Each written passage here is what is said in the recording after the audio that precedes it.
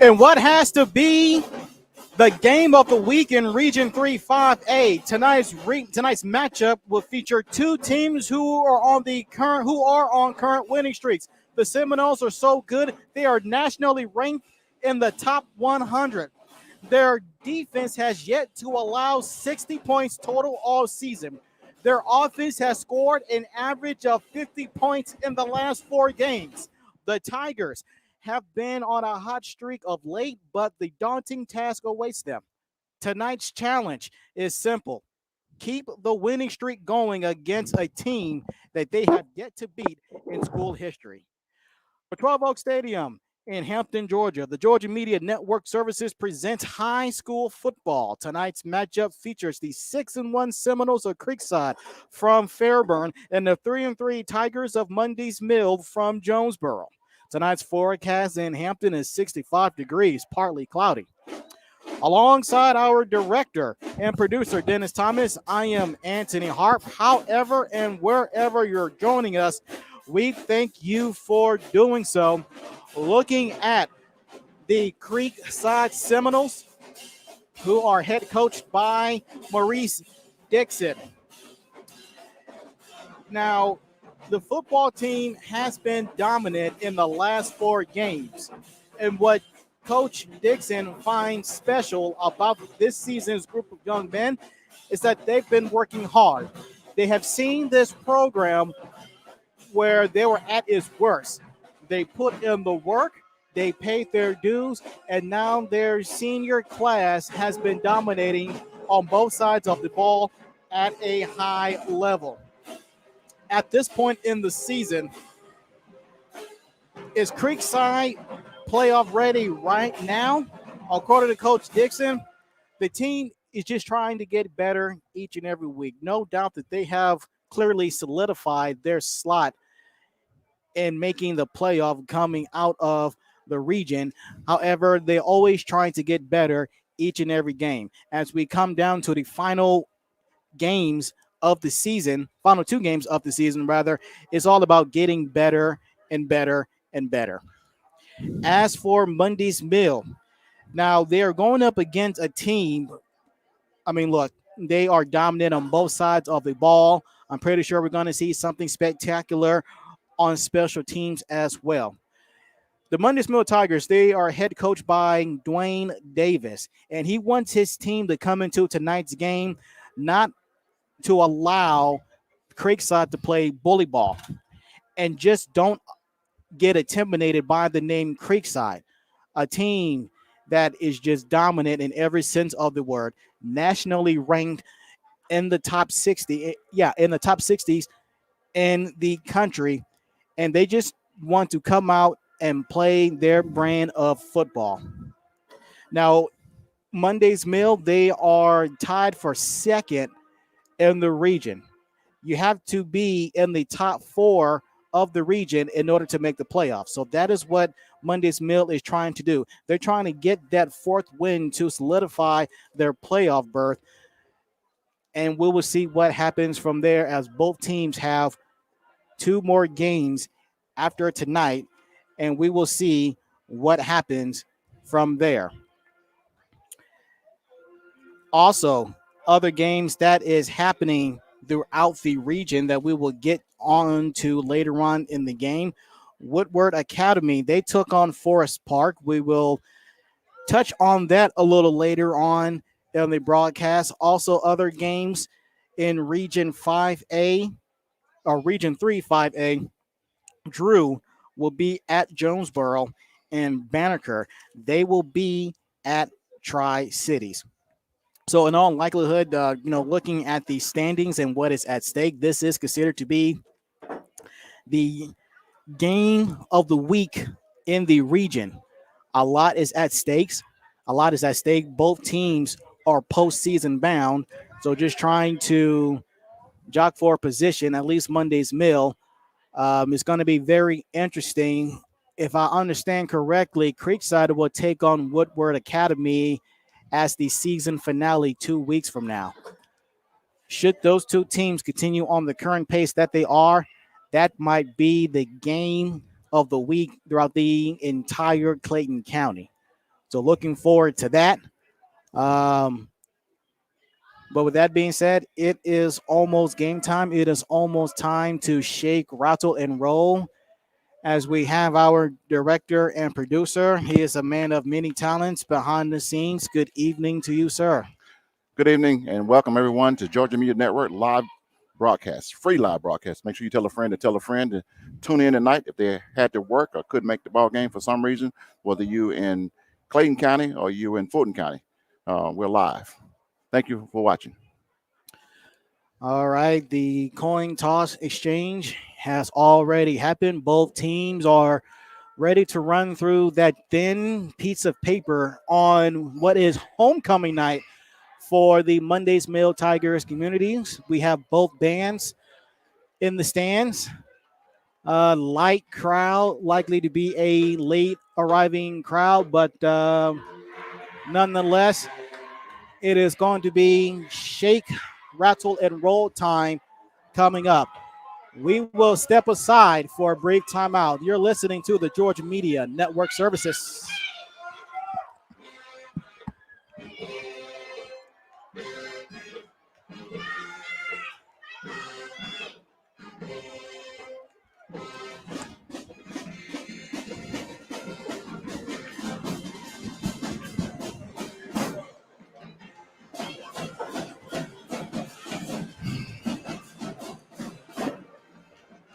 Put the crowd mic back on. Crowd mic.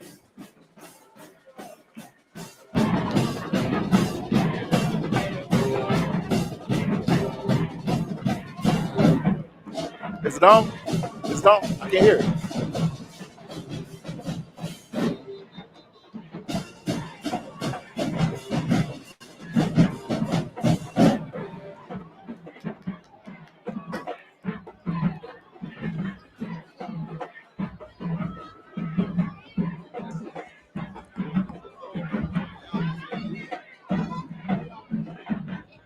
Twelve Oak Stadium, Hampton, Georgia, the Georgia Media Network Services. Creekside, Monday's Mill. Monday's Mill, they will receive the ball. As you can see, they are wearing their solids, orange numbers, and white trimmings. As for the Seminoles, white jerseys, burgundy red numbers, with the matching pants and hats on what is homecoming night for Monday's Mill. And at some point in the game, it is likely that we will have the homecoming coordinator from Monday's Mill. If that is the case, they are expected to join us at some point in the third quarter. So looking forward to that.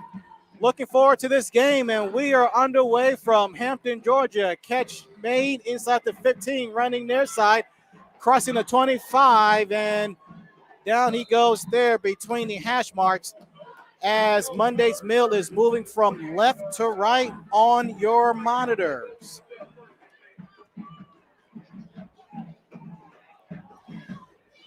Looking at the Monday's Mill Tigers, they are 3-3 overall. They are 1-3 in league play. Their last game was at Forest Park, won that one in convincing fashion, 51-15 there.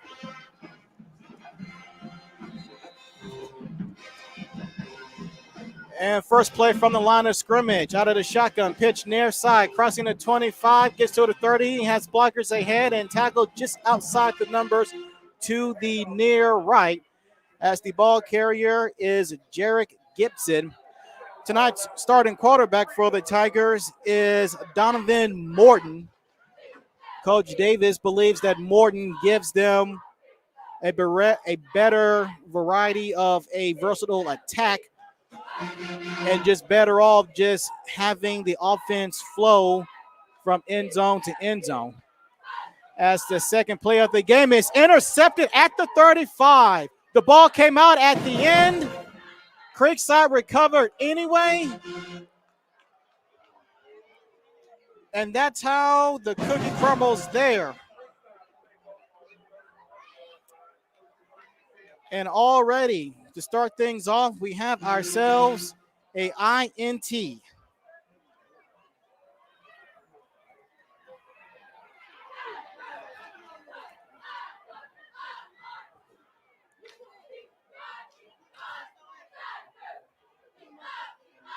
So now Creekside will take over at the 11 mark. Thanks to the tight end, and they have the ball from their own 26-yard line, 31-yard line, I beg your pardon. Have men in motion. There's a snap. It's going to be a quarterback keeper running up the middle, getting the first down and a little bit more. Tackle between the hash marks and the numbers. That's the QB. Nyquilette with the carry, standing at 6'2", 185 pounds, and the senior.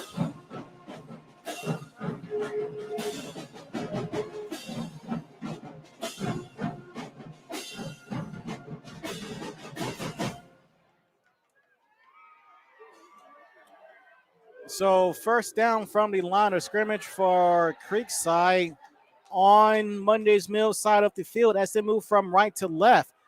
Looking, he's scrambling, stepping up. He's going to keep it. Cuts back inside the 15, inside the 10, and taken down, looked like at the 8-yard line. Back-to-back snaps resulting in first downs, led by the QB, Let.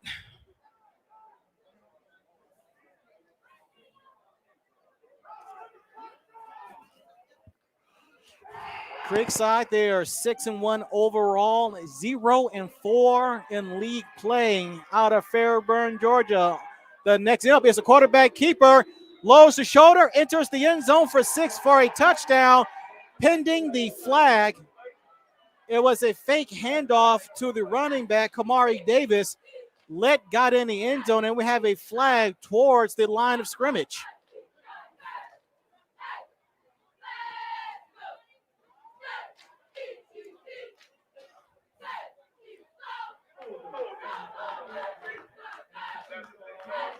And it's going to be a holding call against the Seminoles.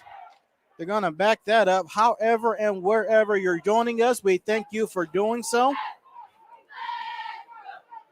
If you are on Facebook, like the page. If you are on watching us on YouTube, hit subscribe. We are currently at 39 subscribers, trying to get to 50 by season's end. It's going to be a jet sweep near side, trying to turn a corner, and does. That's the wide receiver, Trey Edwards, on the jet sweep to the near left. And it's going to be second down and goal coming up. Creekside wasting no time. An interception for the very first possession of the game for Monday's Mill. And now the offense for Creekside is knocking on the doors. It's second down. Handoff up the middle. Lowering his shoulders, plowing his way is Kamari Davis.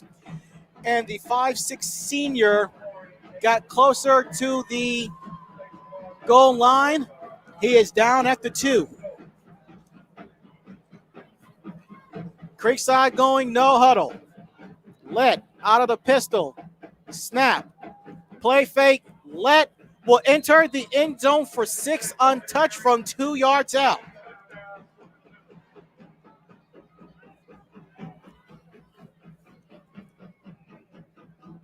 That was easy. We got our first score of the game off of an interception.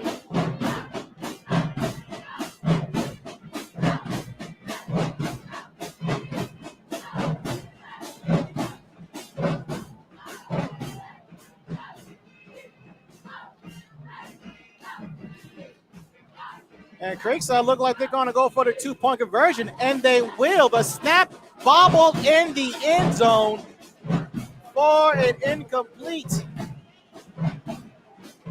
Oh, the receiver was untouched. Logan Sinkfield was the backup quarterback in on the 2-point conversion that failed.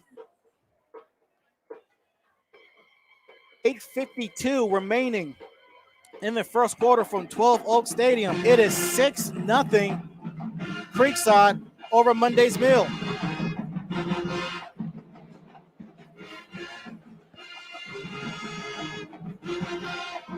The Georgia Media Network Services is a 501c3 nonprofit organization that is dedicated to career development and academic achievement through media technology. Our organization is committed to providing students with a media opportunity, technology support, and training that will prepare them for careers in the media industry. And it is scooped up by Creekside on the muff kickoff return. The ball was too hot to handle, but that may not be a touchdown. I believe Creekside would still have the ball, but the defender looked like he stepped out of bounds at the 21-yard line.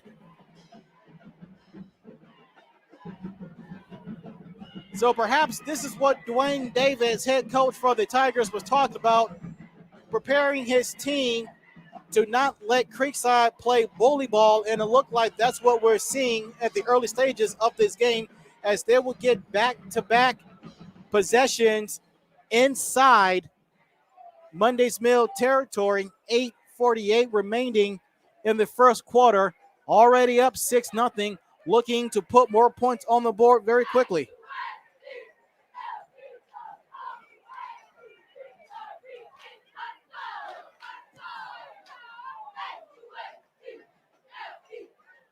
There's the snap. Eluding a defender, throws down the field, had it and dropped it. Isaiah Davis, the 6'1 receiver, had Pasture by himself, could not bobble the ball. He couldn't got it at least inside the 10-yard line, but could not do so.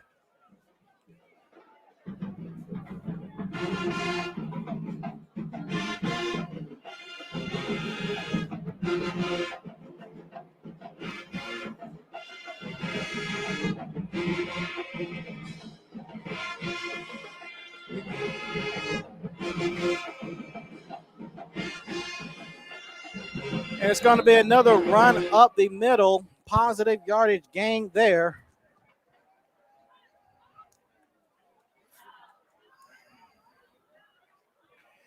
Looking at Creekside last week, 41-0.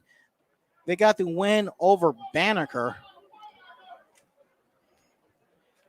And it's going to be 3rd down and 4. Let out of the shotgun, fakes, wrapped up and taken down. Down goes Let with the sack on 3rd down.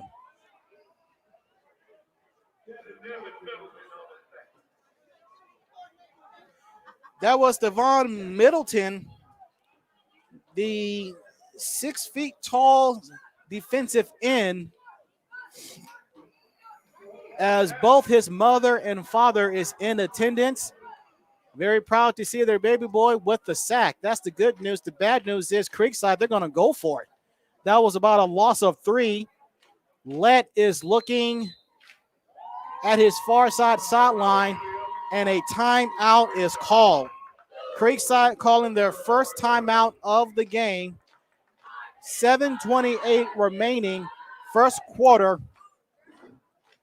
Looking at a 4th and 7 situation. Ball is at Monday's Mill 24-yard line. They recovered a kickoff fumble. That's what set them up for their second drive of the game. Now, for more information on the Georgia Media Network services coming out to your platform, please contact us on our website at gamedianetworks.com, or you can email us at georgiamedianetwork@gmail.com. And with that timeout, it looks like Creekside, they're going to go for it anyway. They need 7 yards for first on 4th down. Play fake. Let looking, eludes a defender, runs up the middle, getting close to the first down, gets the first down, and some, inside the 10, lowering his shoulder, spinning inside the 5, down at the 2-yard line. Led making something out of nothing, eluding defenders in the backfield, lowering his shoulder for more yardage, and just like that, Creekside is in the red zone. First and goal coming up again.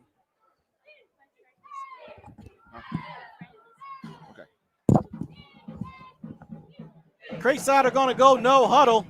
There's the clap. There's the snap. Handoff. End zone. Touchdown. Creekside. Cameron Birch, the 5'10 senior, from 2 yards out. And Creekside rocking and rolling.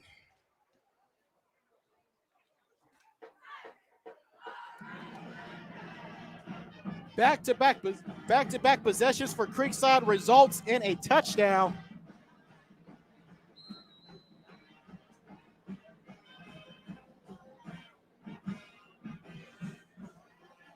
And already you get the sense that the Mundy's Mill sideline is kind of looking dejected a little bit.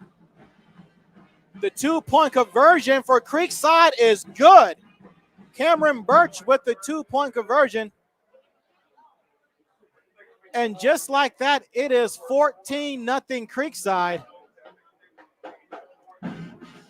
As Davis was having a heart-to-heart with one of his players, Kendrick DeJour, on the sideline. And hopefully Monday's Mill don't get discouraged already. There's a lot of football that has to be played.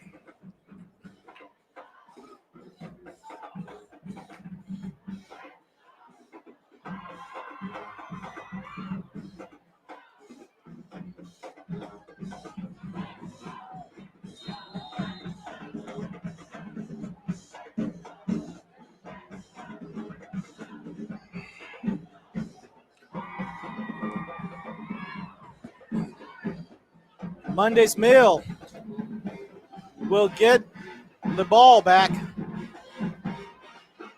And let's see what happens here. There's the kick. Line drive kick. Backpedaling is the receiver. Caught it inside the 10. He gets to the 15, 20, and he goes no further than that. Kickoff return was by Anthony Griffin. The man kicking the ball is Ahmad Rogers. 6:46 remaining first quarter.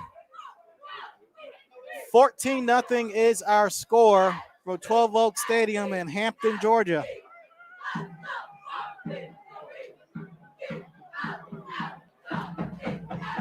Monday's Mill will get the ball from their own 21-yard line.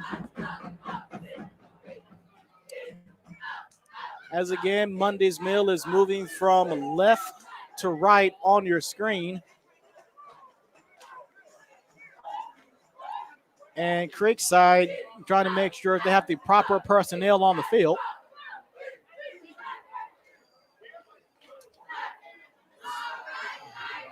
So although DeJon Springer, he has gotten some play at quarterback, the coaching staff from Monday's Mill believe that Donovan Morton gives them the best chance to win. On first down, it's going to be a carry to the near side right.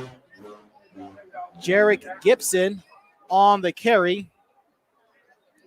Tackle between the numbers and the hash marks.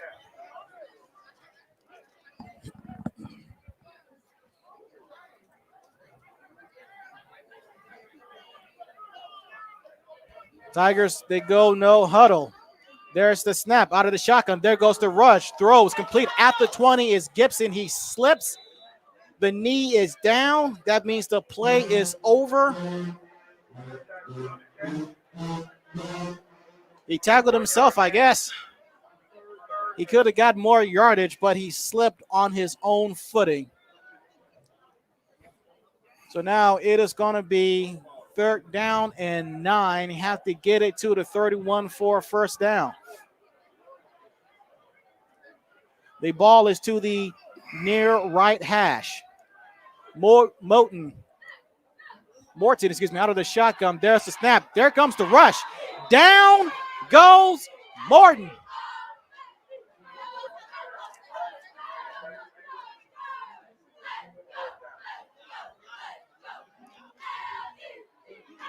Morton went down, and it was a blitz that came to the house, and also like to stand corrected. The kicker for Creekside is Clifford Aya. He is a sophomore. Next play, there's the punt. It takes a Tigers bounce inside the 40 down at the 35-yard line. So the punt there. After that punt, 4:57 remaining first quarter. It is all Creekside to this point, 14-0.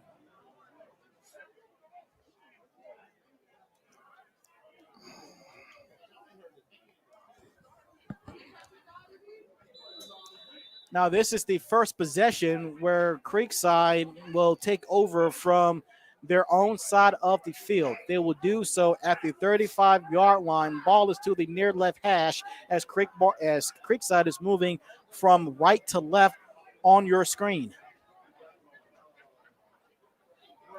Let with the snap, a loaded play fake, looking down the field, throws down the field. It is incomplete.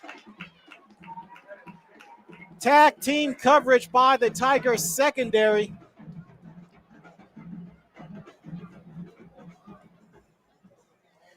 The intended receiver was Derek White. But that was good blocking up front by Creekside. Looking at their offensive line, those are some big dudes. Ranging between 280 and 300. Let is well protected, folks. He's out of the pistol. It's going to be a handoff up the middle, crossing the 40, getting first down yardage. The legs continue to turn. That is another first down for Creekside.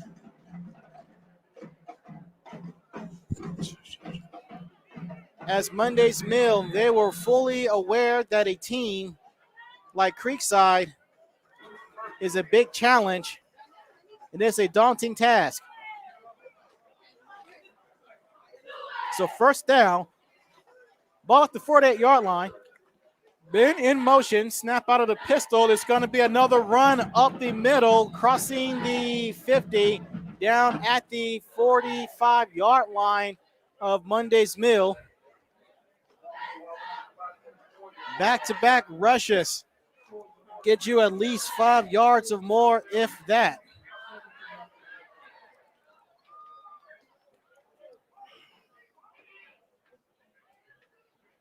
It's going to be second down and 2. It's going to be another handoff, and that will get very close to the first down marker. Don't think he got it.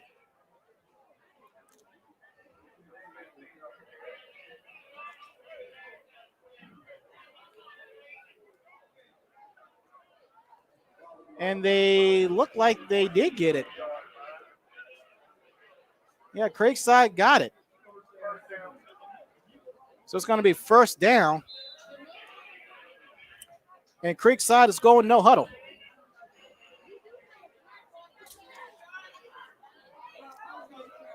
First down and 10 out of the pistol. Here's Let. Is going to be another handoff. Getting close to the first down marker again.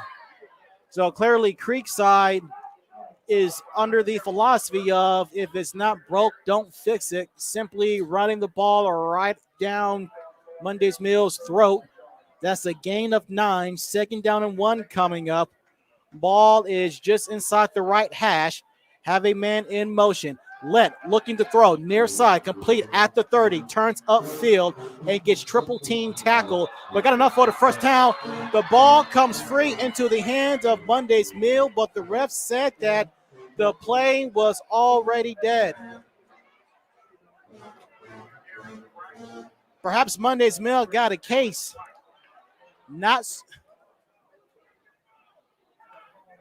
Perhaps the ball carrier did not go down thoroughly. Perhaps. We'll never know because there's no such thing as replay, So at least at the high school level.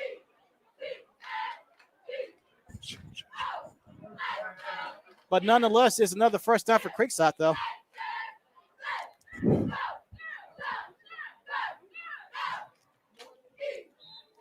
And the ball would be to the near left hash mark. First down and 10. Ball at the 26-yard line.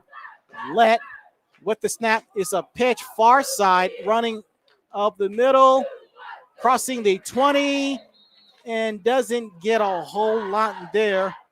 Looked like that was Cameron Birch with the tackle. Only one pass thrown on this current drive. The rest have been runs, and they have been very successful runs.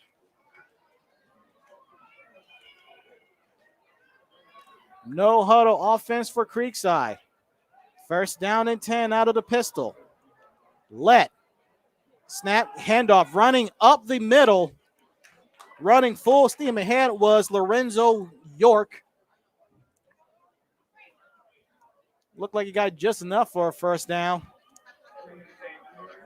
York, 5'9" junior, buck 85 pounds. And that is indeed another first down inside the red zone yet again. All three possessions have been inside the red zone. It's going to be another handoff up the middle. That's York again, back-to-back snaps. And we can see here that the run game has been very effective. Just running it right up the gut. Now the ball is inside the 10-yard line. Under 2 minutes to play. Creekside is looking to get their third touchdown of the quarter. They have the momentum in their advantage. On second down, here's Let. Handoff running up the middle. Taking defenders with him in the end zone for 6. That will be a touchdown. That is Kamari Davis with another touchdown run.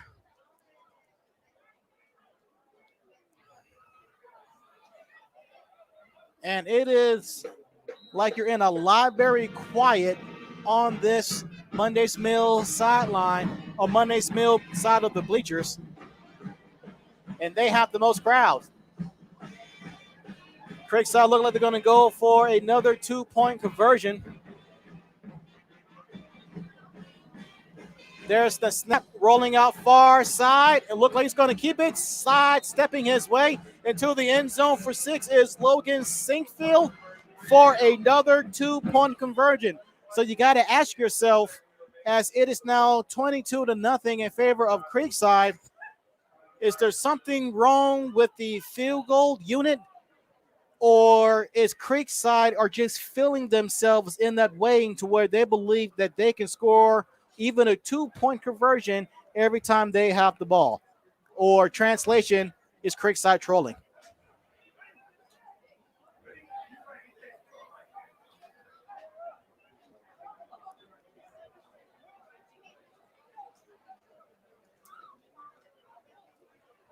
As we are set and ready to go, Monday's Mill, they're going to get another shot at it again, trying to turn something into nothing. As the kick is made, or catch is made by Griffin inside the 10. He gets to the 30, to the 40, far side the 50, cutting back inside. One man to beat inside the 30, inside the 20. Pushed out of bounds at the, they're going to be very generous inside the 15. No, down at the 20. Down at the 20-yard line. And that is just what the doctor ordered from Monday's Mill, as Jarrett Gibson almost took it to the house.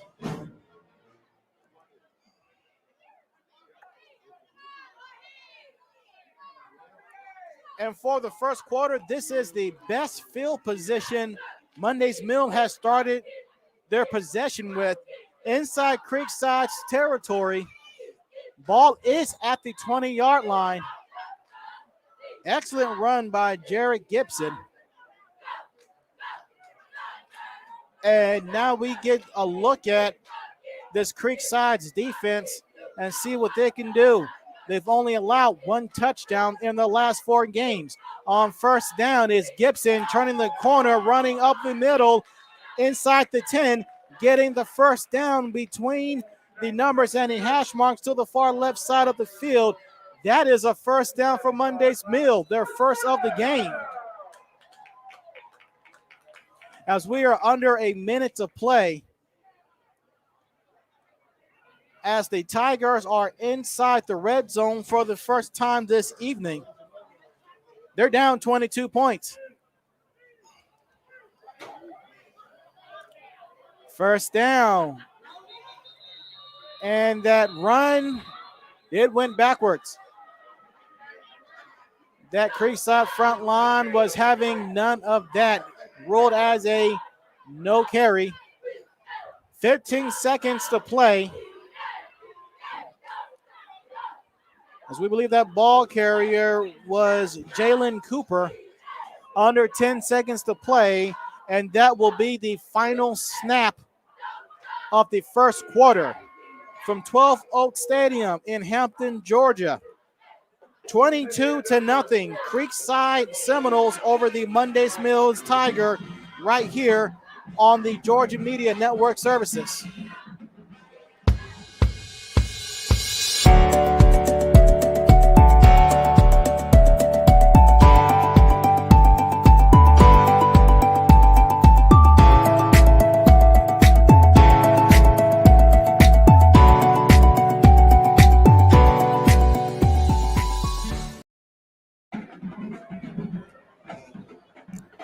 12 Oak Stadium, Hampton, Georgia. He's Dennis Thomas. I am Anthony Harp. However and wherever, we thank you for joining us.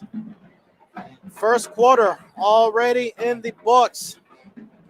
We thank you for joining us on YouTube. We thank you for joining us on Facebook. If you're on Facebook, subscribe. We're at 39 subscribers. We're trying to get to 50 by season's end. Feel free to chime in on the chat.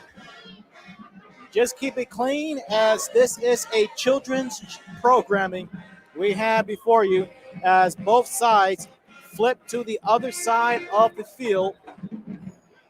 Now, Monday's Mill, they will be operating from right to left on your screen. Coming up at the half, recapping the first half, scores from the region, as well as what is to come this weekend at the collegiate and professional rankings, or levels rather. So it's going to first down, Moten under center. It's going to be a pitch near side, cutting inside the 5. Maybe got as far as to the 4. That was a good carry.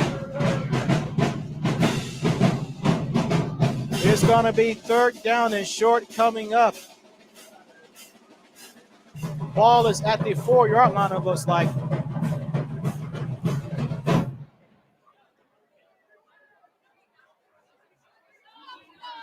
Third down. Morton is under center. Morton with the snap is a handoff that goes nowhere. Creekside Seminoles swallowed up the ball carrier like a pack of wolves. Looked like that was Gibson with the carry. It's fourth down, and it looks like the offense is going to stay on the field, getting instructions from their near side sideline, and Morton and company will stay on the field. They're already down 22 points. Ball went back to the 8-yard line. If they don't get in the end zone, they turn the ball over on downs. It's fourth down, Morton out of the shotgun. Quick throw, near side, too high. That ball sailed over the head of Deshaun Springer, and Monday's Mill will turn the ball over on downs. That's the bad news for Monday's Mill. The good news for Monday's Mill, The ball is inside Creekside's 10-yard line. Ball is at the 8, 10:31. 22-0. Creekside is leading Monday's Mill. And this is the deepest Creekside will start off their possession at. This is their first possession of the second quarter. First two possessions of the game started in Monday's Mill side of the field. Let out of the shotgun. It's going to be a toss, a far side, crossing the 10, gaining positive yardage. That was Isaiah Davis with the carry. Well, like that was Chris Joseph, the middle linebacker, with the tackle. Creekside, fast-paced moving offense. Let with the snap is going to be a handoff, running up the middle, getting a first down, crossing the 20.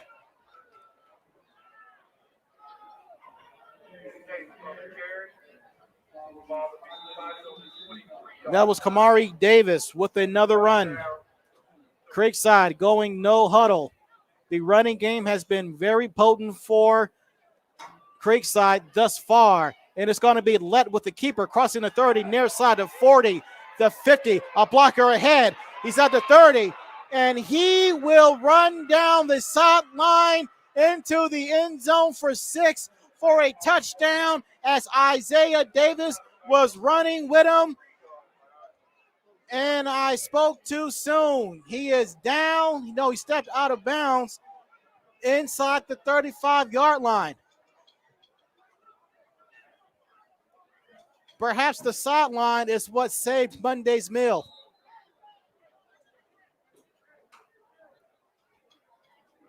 But that was a good one, though. Isaiah Davis running alongside his quarterback, Let.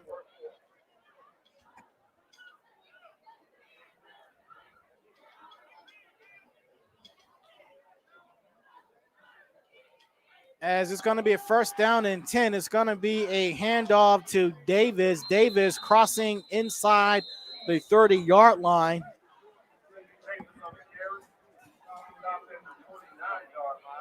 As Creekside, they're moving from left to right on your screen. The carry was just inside the near right hash. No huddle. Continues to go Creekside, as they have themselves a party backfield. It's going to be a jet sweep to the far left, turning the corner, getting the first down, flag down, trying to take ball carriers with him, or try to take defenders with him, and he goes down. Inside the 15-yard line is Isaiah Davis, but let us see what the second flag of the game is for. Likely to be a holding against Creekside.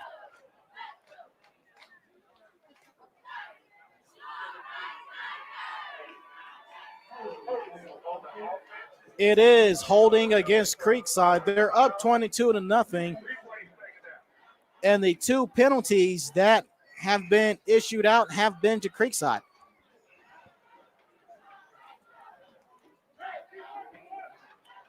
So that was a good run. Got knocked back. It is now second down and 17.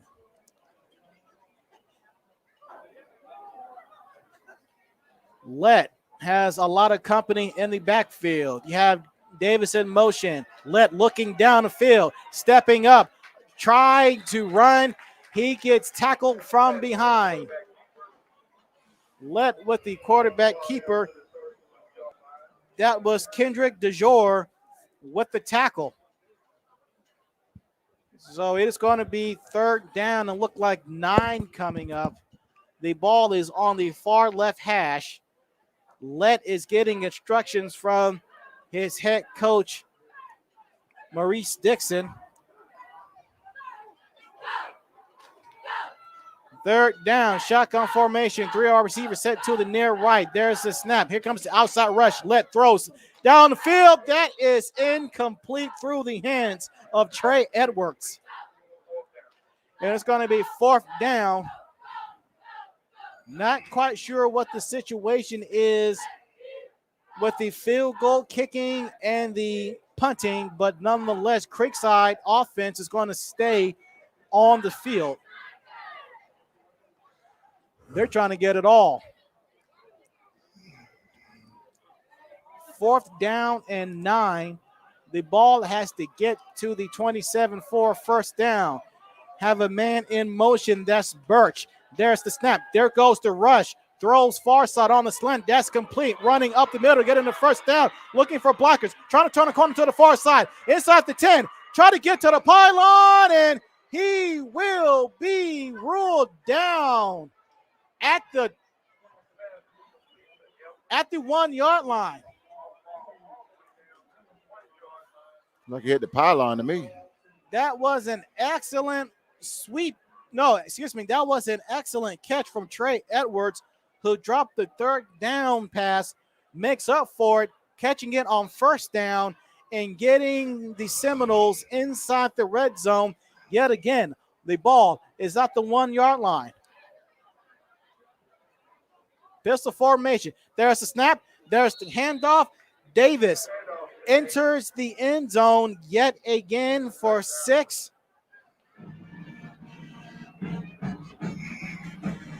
Want to say that's Davis's 3rd touchdown carry of the evening.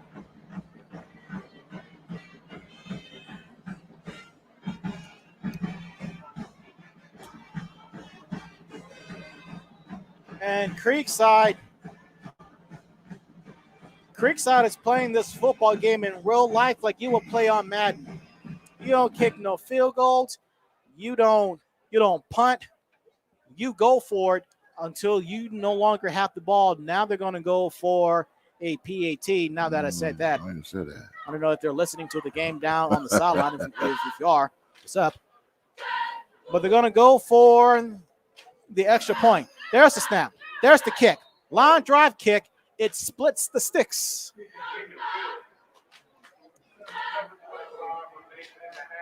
.725 mark. It is 29-0 in favor of Creekside.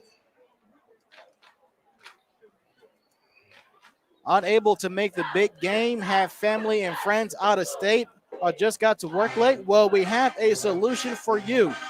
Just stream the game live from wherever you are by searching on YouTube or Facebook to see your favorite sporting event live. Remember, search Georgia Media Network Services. It's free.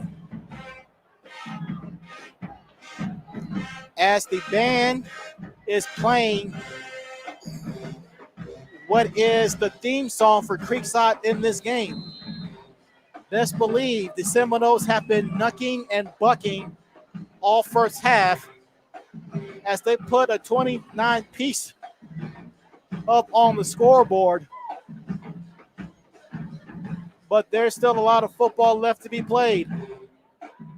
As the kick is in the air, catch made at the 10, far side, get into the 20, and tripped up far sideline.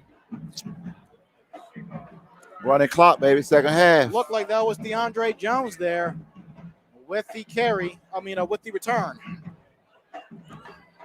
7:19 to play, 29-0. Creekside.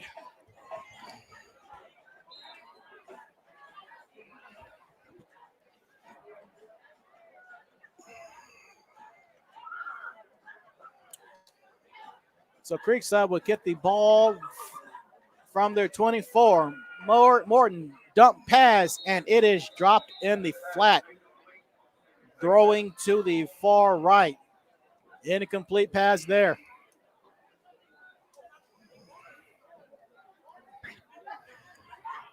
Mundy's Mill out of Region 3, 5A. They are tied for second place in the region at 3-1.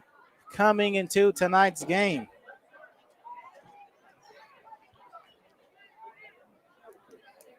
Second down and 10 from the 24. Morton Dropping back to pass out of the shotgun. Steps up. Throws down the field. That is complete. Turns upfield. Getting first down and more. Crossing the 40. Backpedaling.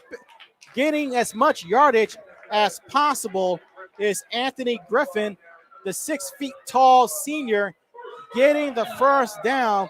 Taken down at midfield.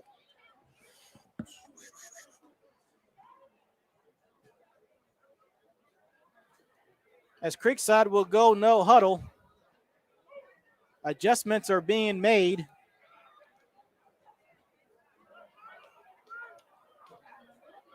As Morton goes under center. It's a pitch to the near left, crossing the 50, lowering his shoulder, met by a wall of Seminoles. Gaining positive yardage. Now the ball is on Creekside's side of the field. Other games in the region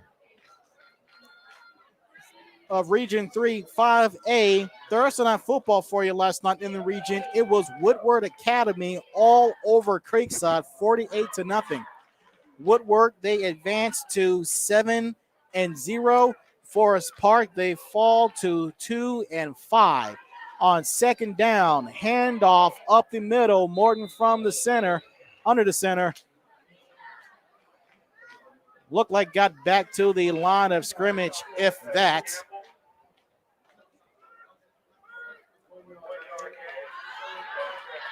That was a short yardage gain. Well, it looked like that was Jalen Cooper with the carry. So it's going to be 3rd down and 5. Ball at the 48-yard line. Morton under center. It's going to be a handoff. Look like it's going to be the same ball carrier from the previous snap who goes by the name of Jalen Cooper. Looked like he got just enough for a first down. No, he did not. It's going to be 4th and short coming up.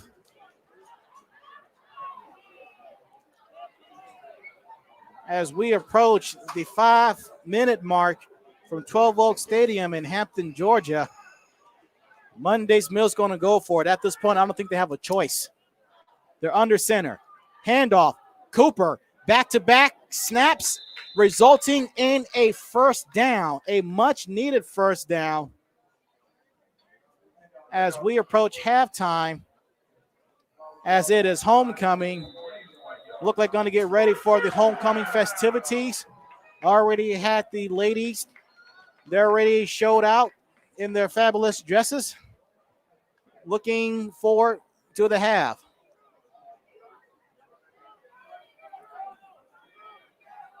First down and 10 from the shotgun. It's a pitch to the near left. Turning the corner outside the numbers. The tackle was made by Vincent Hill. The ball carrier was Jarek Gibson. Second down. As the ball was taken out of bounds to the near left side. Ball is at the 39-yard line.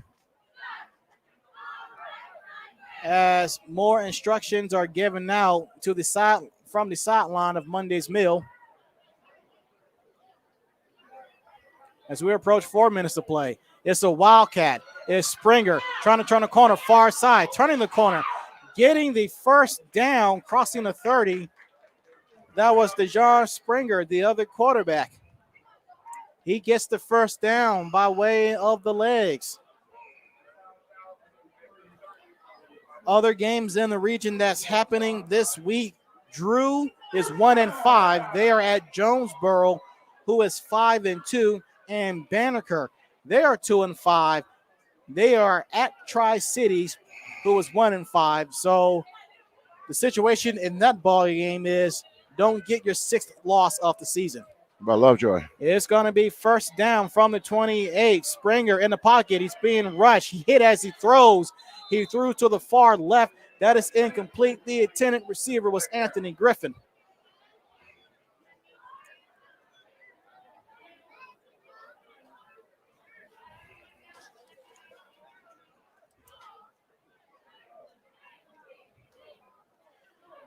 Monday's Mill is coming into this week's matchup. They are ranked 339th in the state. They are ranked 33rd in Division 5A. It's going to be another handoff. That's Springer lowering his shoulder, tackled just outside the numbers to the near left. Positive yardage down at the 25-yard line. It's third down coming up.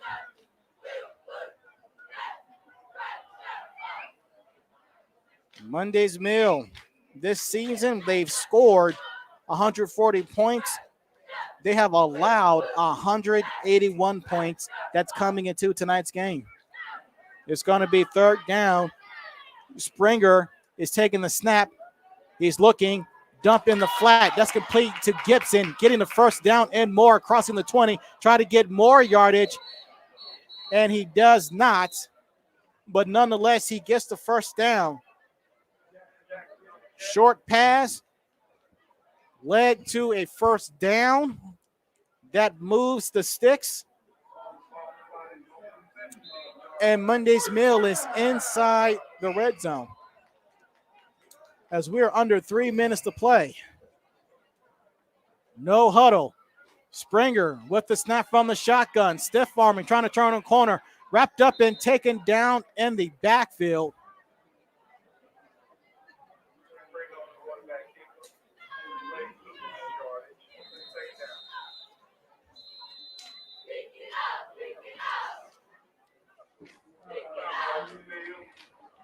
And that was Creekside's one of their big men to get the ball or with the tackle, as we have ourselves a timeout on the field.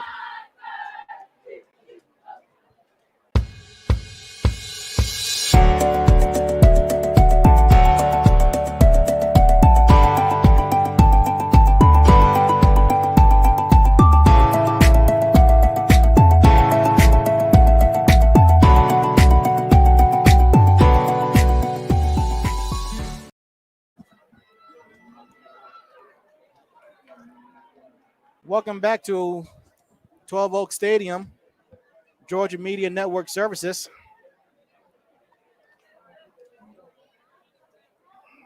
Coming up at the half, we'll recap the first half, look at scores that's popping in the region, and looking ahead to the collegiate and professional rankings.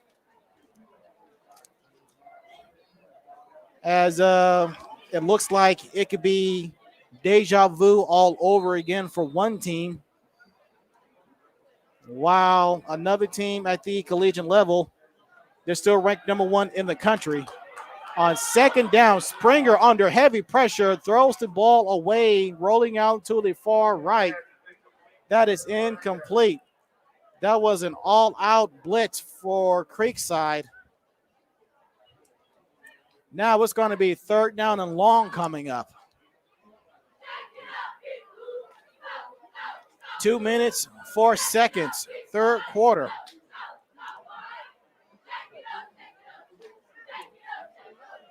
As Monday's Mill, they have themselves 2 tales of winning and losing. In the last 3 games, they've allowed over 40 points in all 3 games. Yeah, it's going to be third down and long. We have Laundry on the field. Look like somebody moved prematurely.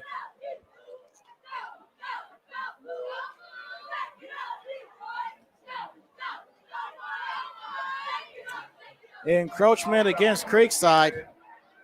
All 3 penalties in this first half has been charged to Creekside.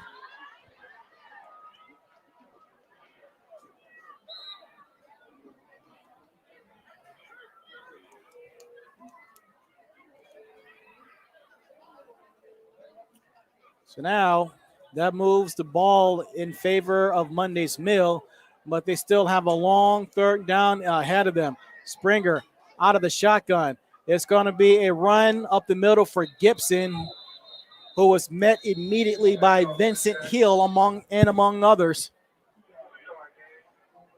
That was short yardage of gain Now, Creekside, they call the timeout, and we believe that they have used all 3 of their timeouts.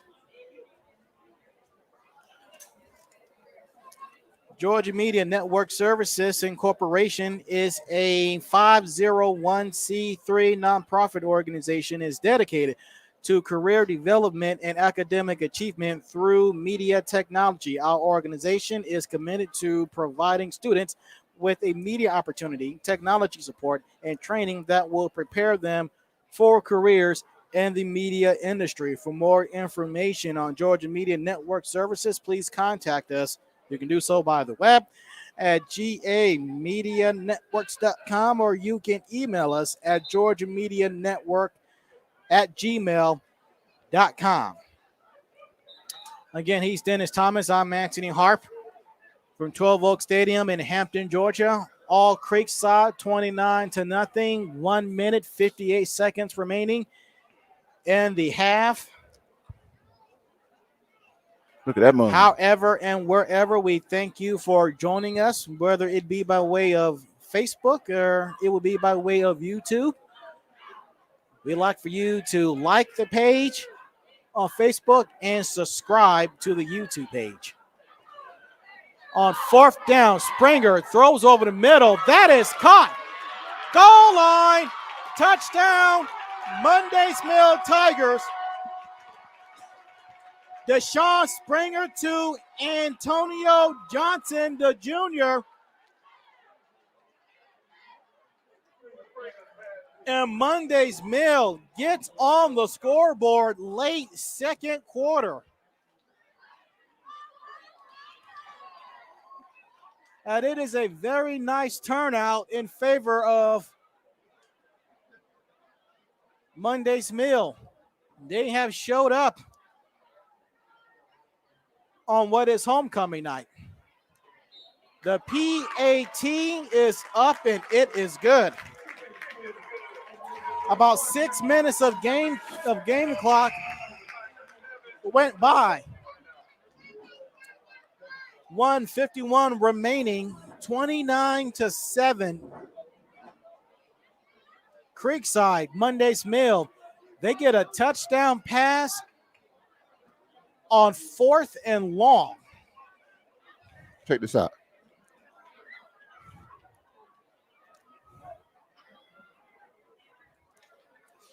Well, folks, it's not a blowout. Just hoping that Monday's Mill can get one more score in before they have, so we don't have to worry about that whole, running the clock thing. If you've been listening to us throughout the season, Dennis and I, we are on 2 different spectrums of this whole running the clock thing. He's in favor of it. I am not. The closer the score is, the less we got to worry about that. Didn't have to worry about that last week as it was a 2-point game. This game is a little bit different. As the kick is in the air.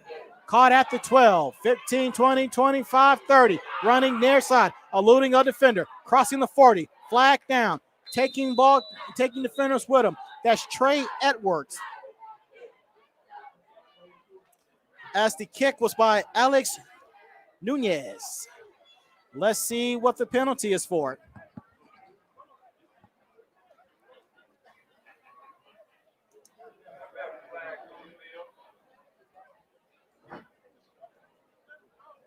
Look at that beautiful blue moon, man. Hey. We have a holding, likely against Creekside. It is against Creekside. That's all 4 penalties has been given to Creekside.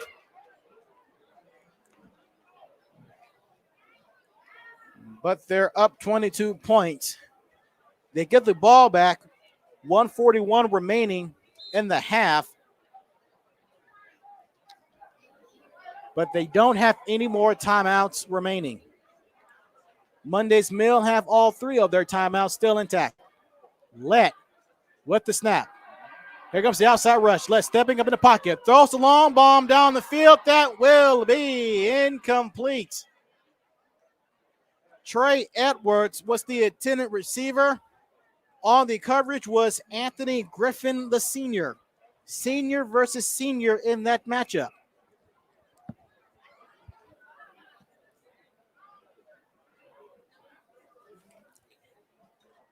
Creekside, Region 3, 5A. They're in a two-way tie for first place in the region. That would be Woodward Academy. They won last night. And it could be a clash of the Titans 2 weeks for now if Woodward Academy and Creekside are on the same pace that they have been on throughout the season. They meet up in the final game of the regular season.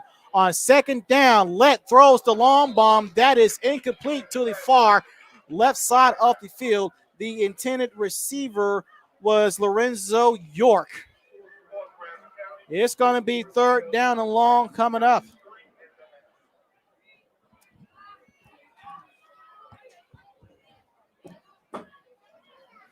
Games in the region last week, Woodward Academy, they blew out Drew 42-0. It was Jonesboro 14 to Tri-City 0, a game that was seen here last week on the Georgia Media Network services. Third down and long, ball's on the near right hash. Let with the snap, throw short. That is complete.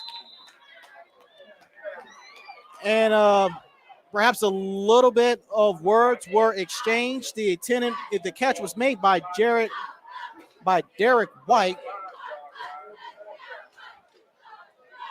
And it's going to be fourth down. This is the first fourth down situation where Creekside is on their side of the field. And they're going to go for it. But then again, Creekside is that good. They have to get it to the 39-yard line for a first down. Let rolling out, throws down the field. That is complete by Derek White. After the first down catch was made, DeJon Springer with the tackle, feeling himself a little bit. Excellent stop, but it's not enough to turn the ball over on downs. Under approaching 30 seconds to play. Creekside running the ball is Let. He gets the first down and some, running near side inside the 40, the 35, steps out of bounds, and that stops the clock at 24 seconds. Again, Creekside, they're out of timeouts. That was an explosive run by Let, the QB.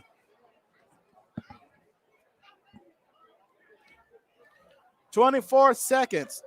Creekside is up 22, 29-7. Creekside has momentum to get in the end zone for 6 before the time expires. They try to make that happen with no timeouts. There's the snap. Here comes the rush. Wrapped up. Down goes the quarterback, Let. Second sack for the Tigers defense. Kendrick DeJour with the sack of Let in the backfield. And that may be the final snap of the first half. And no, they're going to get one up. Nope, they blew it dead. Well, they blew it dead. The buzzer sounded. Let still threw the ball to the end zone. It's incomplete.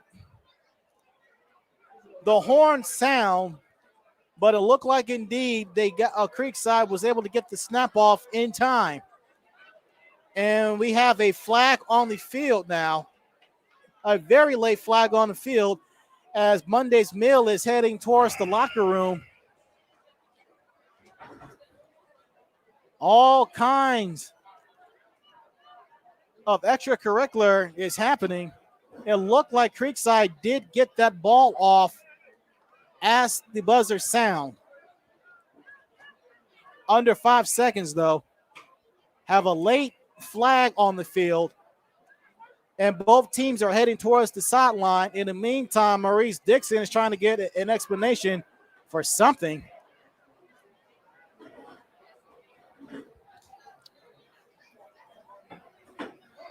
As we have ourselves a flag on the field to close out the first half.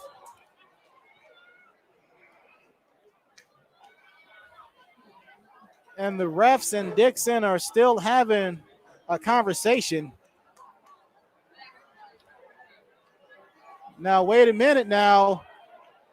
Creekside coaches is telling their players to get back onto the sidelines as Monday's Mills band has gotten themselves into position. So they have to get back onto the track. Now Monday's Mill players, they're making their way back onto the field.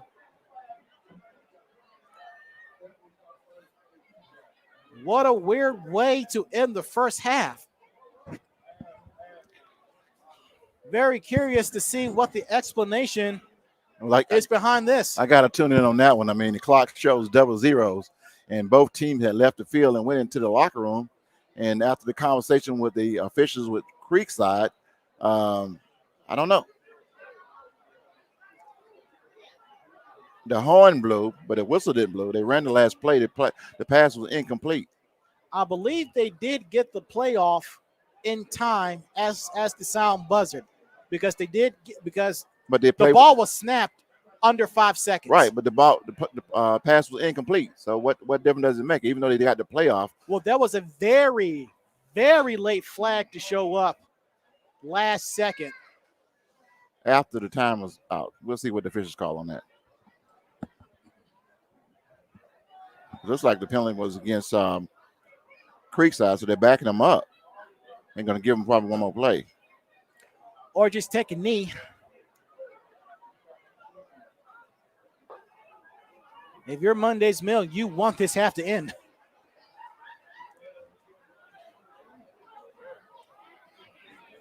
The clock still shows double zeros. I wonder if they're going to put any more time left on the clock, as Creekside, they've been penalized 5 times. However, they're up by 22. So the ball is going to be back on their side of the field. Have no idea what the penalty was for. All we do know is that it's against Creekside. So the ball will be at the, look like 43-yard line. 43-yard line from Creekside's own side of the field.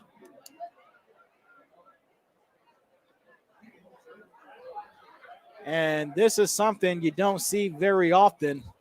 I mean, I think the best thing for Creekside to do is just kneel on this one. I mean, you don't want to get anybody hurt on a play that you got looking 60 yards, close to 60 yards, they score. But it could happen. Let's see what happens. Well, Creekside, they've been all gas, no brakes this entire first half. Here's Let. Short pass, caught inside the 50. It's a flip. It's a first down. Ball down at the 41-yard line. No flags on the field. And that looked like it was caught by Edwards in a flip to Isaiah Davis. It's a first down. But now the half is officially over. Halftime from 12 Oak Stadium in Hampton, Georgia. Creekside 29. Monday's Mill 7. Will step aside. This is the Georgia Media Network Services.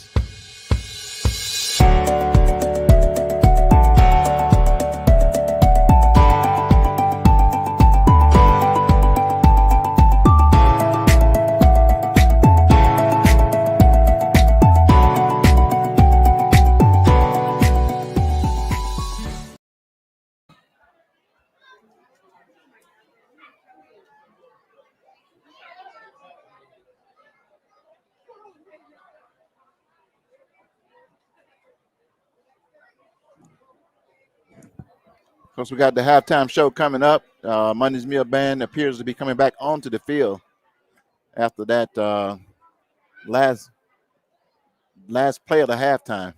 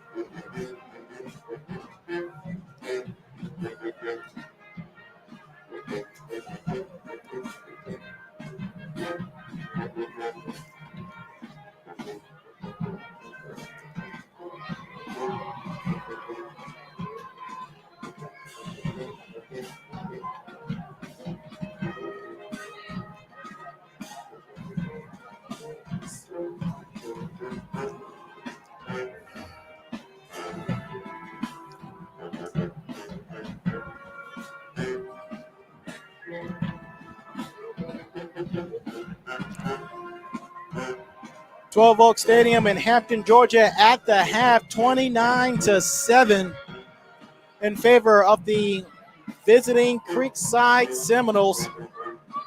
Homecoming festivities is happening on the field, making it last forever. Looking at how we got to what we got in the first quarter for Creekside, it was well, it depends on how you look at it. I mean, you can look at it as kind of like a little shovel pass, a little dink pass, a little pitch and run. Nonetheless, Creekside got on the board with a run. They failed at the 2-point conversion. Then, at around the 8:48 mark, Creekside recovered a fumble on a kickoff to Monday's Mill. That was good field position, which was set up for Creekside's touchdown run that made it 14-0 on the 2-point conversion. Then it was another touchdown run from the 4:57 mark, making it 22-0 with the PAT. All that happened in the first quarter. Second quarter, it was a touchdown run, making it 29-0 there. That's what Creekside did in the first half. Monday's Mill, not a whole lot. First quarter, their first possession of the game was an interception. Then their second possession resulted in a punt. Then their final possession of the first quarter that transitioned over into the second quarter, they turned the ball over on down. Then, as a friend of mine was saying, no guts, no glory, or Super Bowl winning head coach of the Buccaneers, Bruce Arians, would say, no risk it, no biscuit. Monday's Mill Tigers, they went for it on 4th down, and I believe it was like 9. They got the first down inside the red zone. The PAT is good, making it 29-7 at the half. And it looks like the best thing that's happened for this homecoming or for this homecoming game is the homecoming festivities that's happening right now.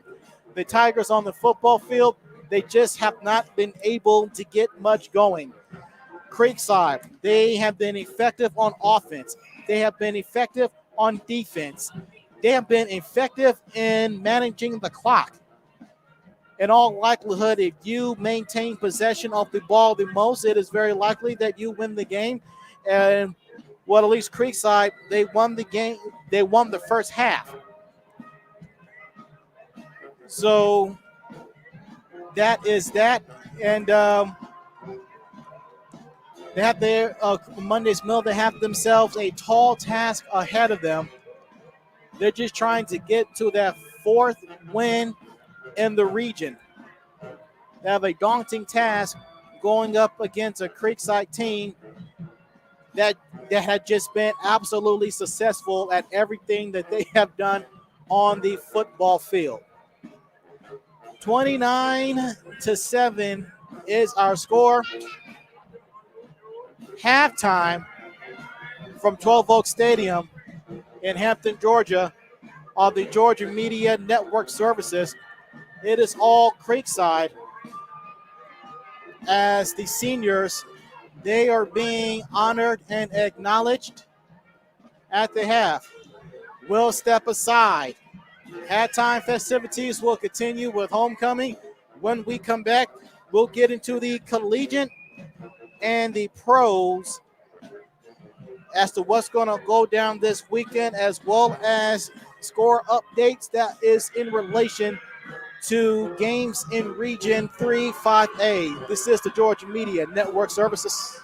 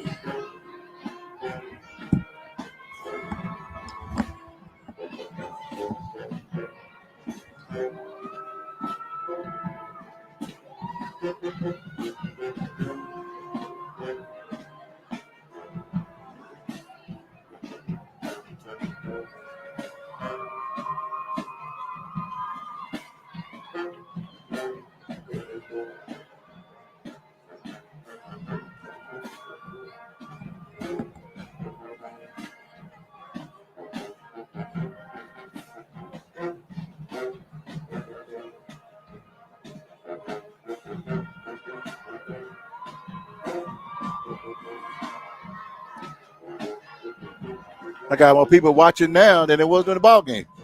Got more people watching now than there was during the ball game.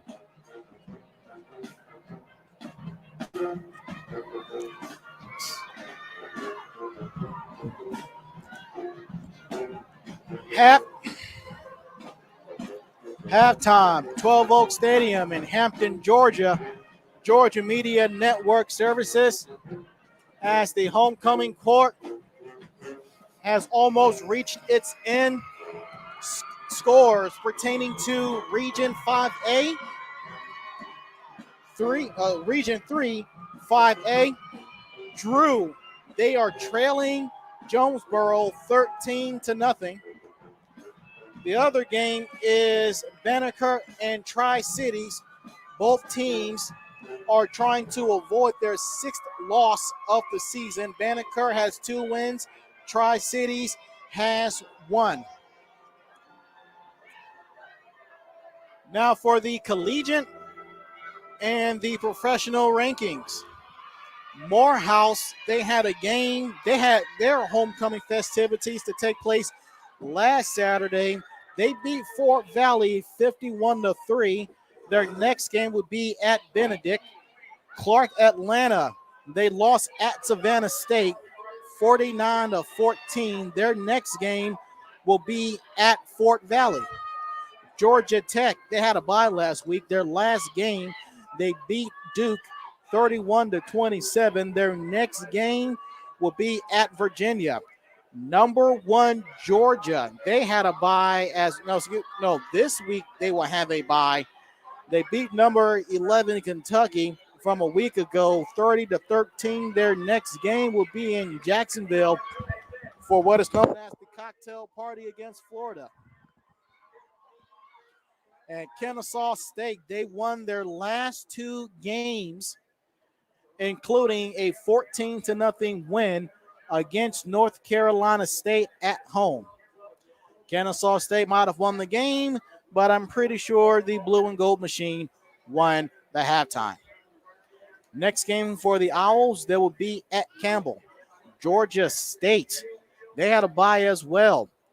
But before that, they took on University of Louisiana at Monroe and won that game 55-21. Their next game will be against Texas State. Now on to the professionals. The Atlanta Braves could be experiencing deja vu again. They failed to the Dodgers in Los Angeles yesterday. They are up 3 games to 2 in the series. Tomorrow's matchup, the Dodgers are going to send out Max Scherzer, who is very passionate and very good at this thing called pitching. I dare say that it will be a must-win for the Braves. Just don't know the time of that game. It all depends on who wins tonight against the Astros and the Red Sox. That game is a game 6. It's gone back to Houston. If the Astros win, the Braves will play their game around 8 o'clock Eastern time. But if the Red Sox win, it will be a game 7 for the ALCS in that Dodgers-Braves matchup. That will be around 4:30, 5 o'clock first pitch time. Red Sox are trailing the Astros 1-0 midway through the 3rd inning there. The Atlanta Falcons, they had a bye last week after their London win against the Jets 27-20. Their next game, they're taking their talents to South Beach to take on a very not so good Miami Dolphins team, which have been in discussions pertaining to winning the sweepstakes of Deshaun Watson. which simply tells me that the Dolphins are not sold on Tua Tagovailoa. And this was a playoff-worthy team in the Dolphins last season. As for the Atlanta Hawks, they got their first win of the season on opening night against the Dallas Mavericks on national television, 113-87. Their next game will be at the Cleveland Cavaliers. There you have it, folks. We're going to step aside as home court festivities wraps up. Both teams have returned to the back of the end zone to our right-hand side. We'll step aside and get ready for the second half. 29-0. Creekside leading Monday's Mill. This is the Georgia Media Network Services.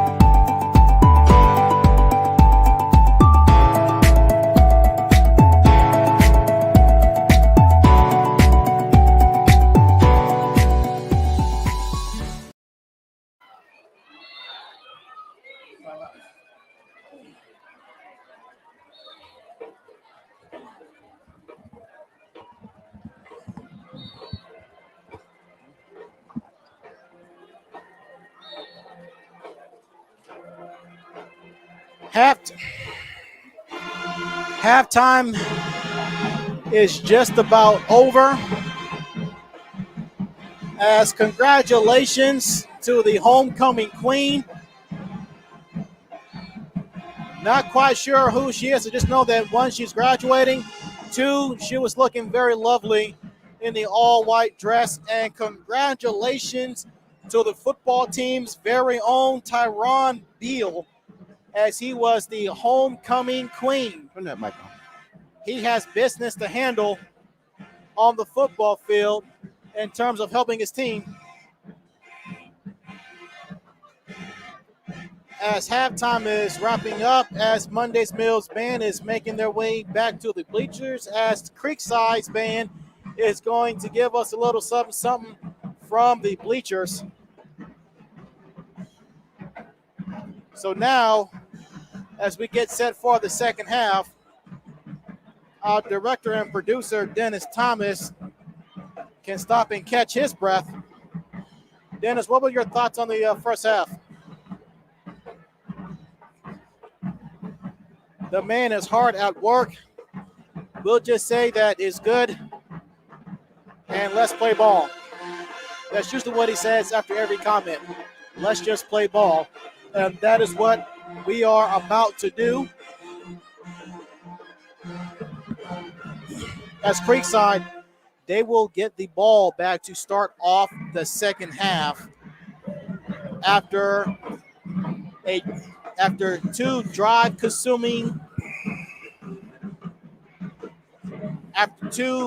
drives that consumed up a lot of time in the second quarter. It was a swift second quarter.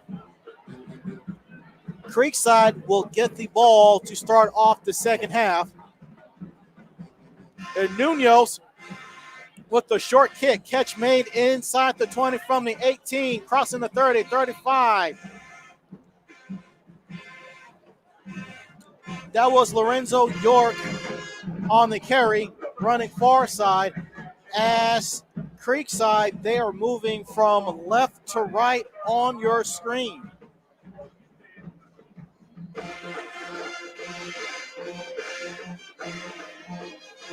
Speaking of Creekside, listen to their rankings, folks. In the Division 5A, they're ranked 4th. In the state, they're ranked 13th. In the nation, these Creeks, I almost said Florida State, my goodness. Creekside Seminoles, they are ranked 68th in the nation. They're pretty good. And they will get the ball to start off the second half. They're up 22 points, 29-7 is our score.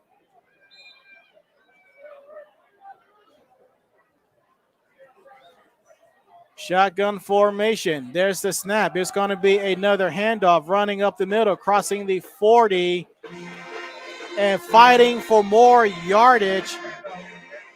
Looked like that was Isaiah Davis.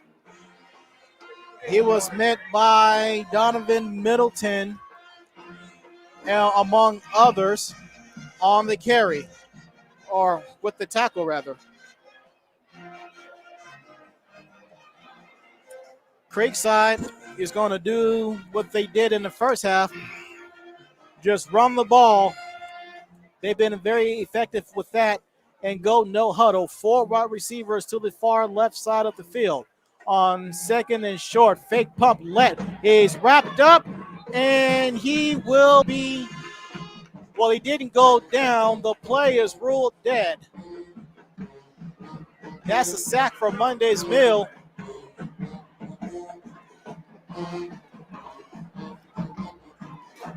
That's Devon Middleton with his second sack of the game, making his mother and father very proud as they are in attendance of this game. It's going to be third down ball at the 38-yard line. You have Davis in motion. It's going to be a handoff. Run up the middle is Davis, who has entered the end zone twice in the first half, and he is down just short of the first down marker.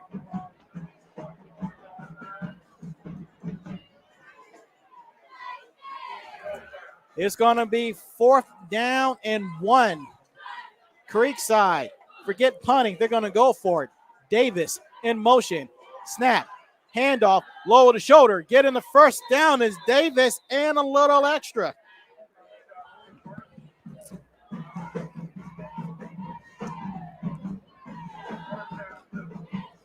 First down.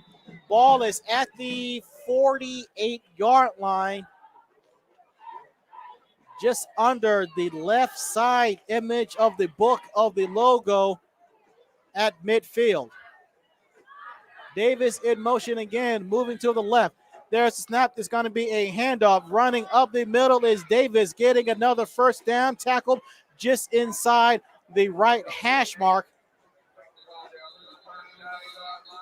Tackle was by the middle linebacker, Chris Joseph, and we have a Tiger that is down. A Tiger that is down. Dwayne Davis and the trainer has made their way to him. And it looks like that's the homecoming queen, Tyron Beal. King. He said Queen, King. Excuse me, homecoming king, King. My apologies, not trying to get canceled. My mistake. And I stand corrected. It's Devon Middleton who made the sack about 2 sacks ago. Needed some assistance to get off the field. And Mama Middleton was sitting beside Papa Middleton. I no longer see her in her seat. How do you know where she's sitting at? Hopefully he is okay. Look like something along the lines of the left leg, as it is first down and 10 onto the field. Let shotgun, play fake, stepping up in a pocket, running the ball inside the 35, getting the first down inside the 25, and taken down by Chris Joseph, his second consecutive tackles. And that will move the ball again, first down.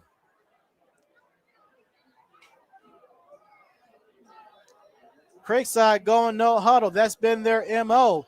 Davis in motion, moving from right to left. There's the snap. It's a throw in the flat to Davis. Eludes a defender. Turns upfield inside the 20. Tackled around the 15-yard line. At the 15-yard line. That's about a gain of 7. And Creekside, they have made their home inside the red zone, as that's where they are yet again.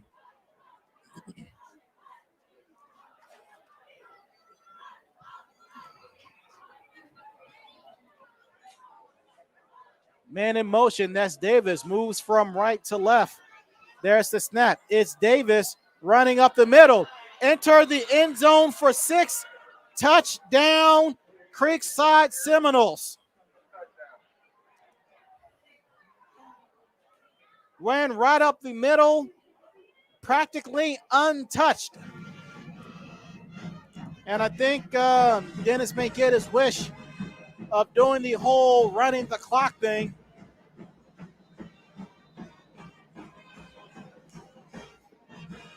But it looks like Creekside, they're going to go for the PAT.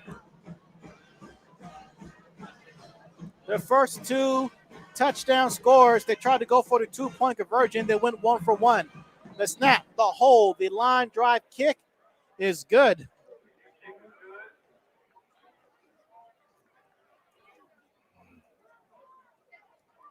It is 36-7.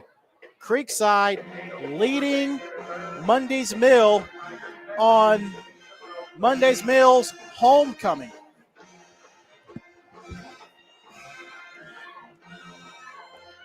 The Georgia Media Network Services is a 501c3 nonprofit organization. Is dedicated to career development and academic achievement through media technology.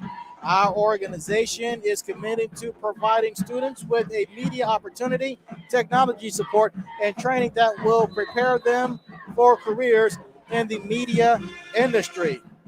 For more information, check out the website at georgiamedianetworks.com or georgiamedianetwork@gmail.com. It's a short kick that gets to the open field, to the 50, cutting back inside the 40, inside the 30, and tackled from behind is Isaiah Davis.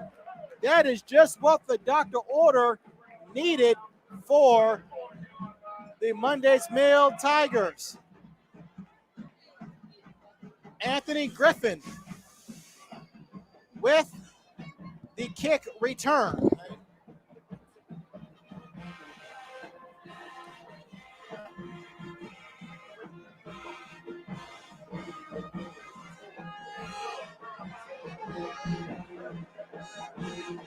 36-7 is our score there. Monday's Mill, fabulous field position to start off their first possession of the second half in an I formation. It's going to be a handoff running to the near left, tackled just outside the hash. That's Jarrett Gibson with the carry.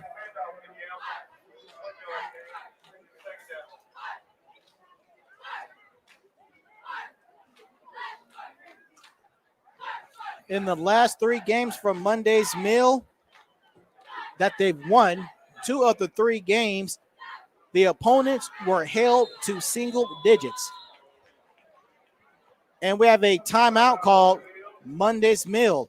They burned their first time out of the game at the 7:20 mark.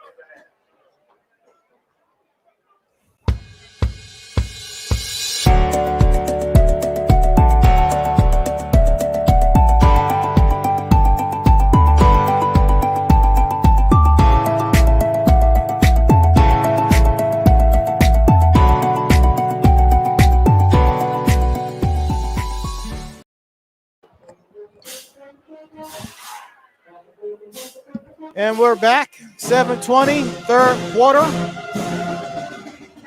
Monday's Mill, they have 2 timeouts remaining as they just burnt their first timeout.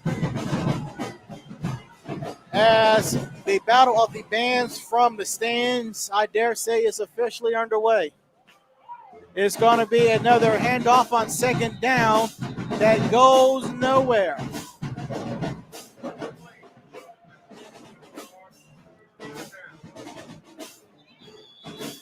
As we have a player down on the field, and that's not good news.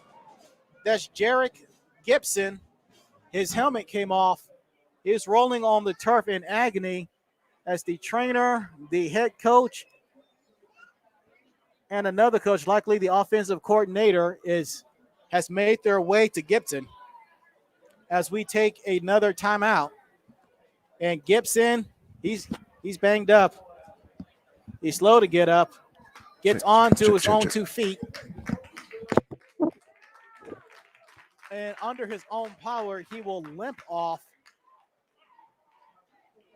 That's not good because Gibson has been one of the bright spots for this Tigers offense.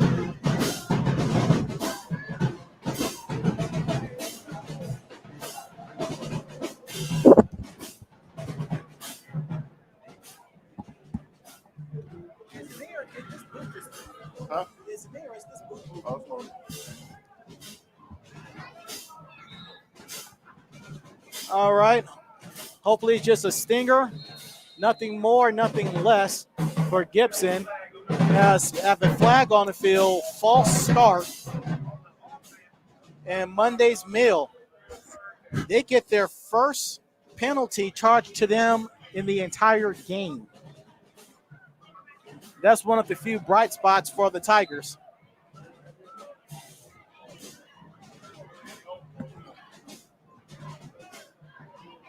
On third down and long, Springer be flush out the pocket, throws down the field, almost intercepted, throwing to the far right side. Luckily, the ball hit the turf. Springer was under heavy pressure.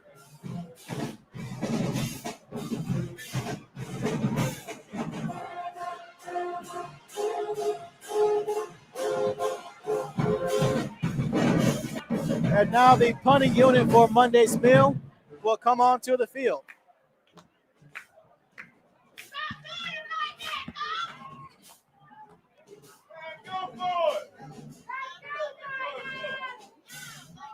There's the snap. There's the punt by Chris Davis. That's a short punt. It takes a look like it in the end zone. A Tiger tried to save it, could not do so. It is a touchback. It is a punt. Some of the Tigers faithful, they would rather have the Tigers go for it. But Creekside, they get their second possession of the game, 6:43 36-7 is our score. Creekside will get the ball from their own 20. Creekside this season, they have scored, coming into tonight's game, they have scored 260 points, and they have only allowed 58. That's getting it done on both sides of the field. Let out of the shotgun. Davis, Isaiah Davis in motion. Snap, throw, complete. Wrapped up and taken down is Birch as Let was under heavy pressure by Kendrick DeJour.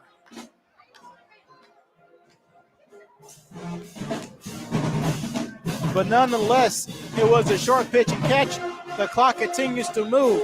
In Creekside's last 4 games, they've scored over 40 points in each of those games, as we have ourselves a timeout on the field.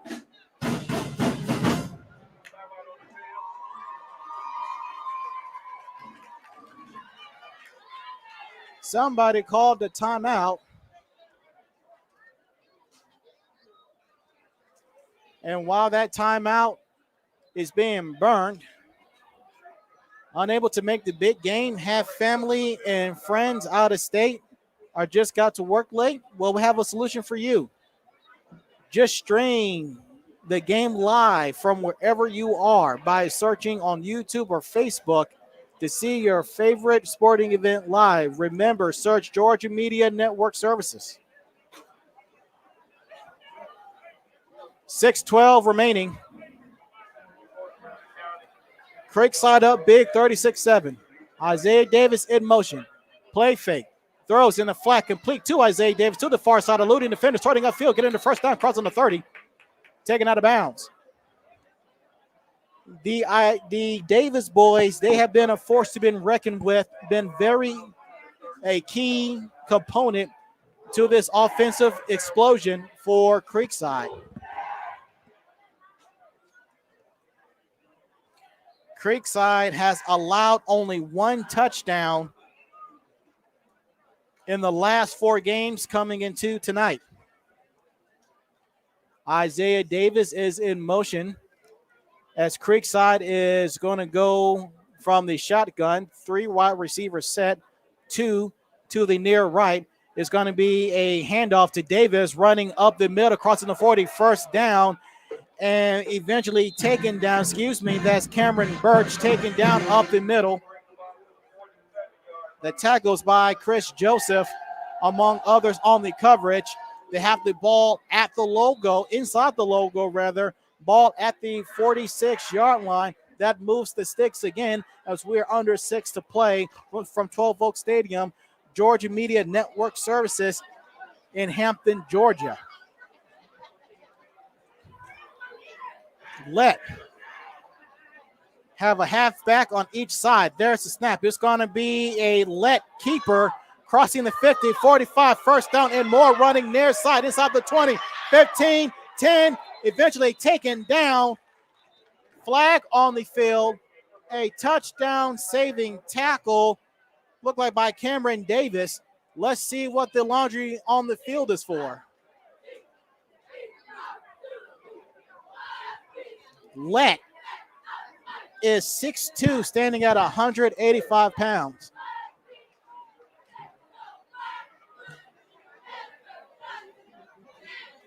Might be a hold against Creekside. It is a hold. It is against Creekside. They have their first penalty of the second half. They're 7th in the game collectively. It was a good run, but it's going to come back. That's the second explosive run by Creekside that was called back due to a penalty. So it's going to be first down and 10. Throw in the flat, complete. That's Davis running up the middle. That's Cameron Birch. I beg your pardon.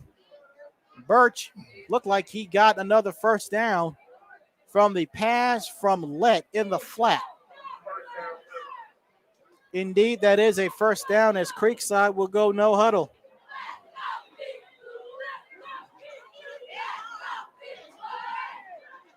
No huddle, Creekside goes. Under 5 minutes to play. Pistol formation. Snap. Handoff. Nope, it's a play fake. Caught to Isaiah Davis in the flat. Inside the 30. Trying to fight defenders. Refused to go down. Flag down. Eventually brought down. Isaiah Davis, 6'1", 187 pounds. Fighting for every last yard he could get.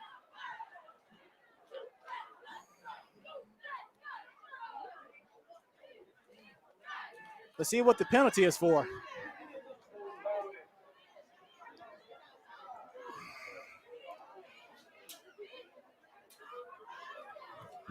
Well, the public address announcer said it was holding.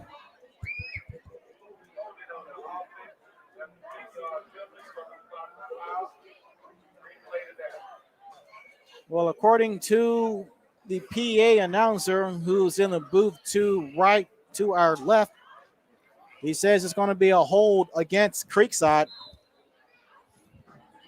Second penalty of the second half, second penalty on this drive.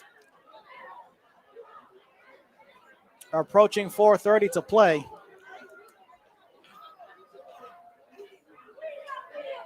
Out of the pistol. Here's Lett. Dropping back to pass. Looking down the field. Throws complete. Over the middle. Inside the 30. 25, 20. The catch is made by Derek White. Looked like Antonio Hardrick with the tackle in the flat. That moves the sticks. Creekside, again, is inside the red zone.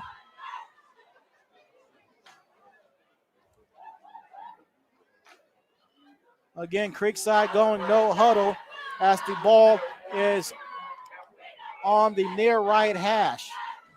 3 wide receivers to the left. There's the snap. It's going to be a handoff. It is Kamari Davis met by a wall of defenders. The 2 defenders with the initial contact is Kendrick DeJour as well as Chris Joseph. A gain of like 3 to 4. As the ball is at the 14-yard line. Creekside going no huddle. That's been their MO all game. Yes, Birch beside him. Quick throw. End zone. Touchdown. Creekside.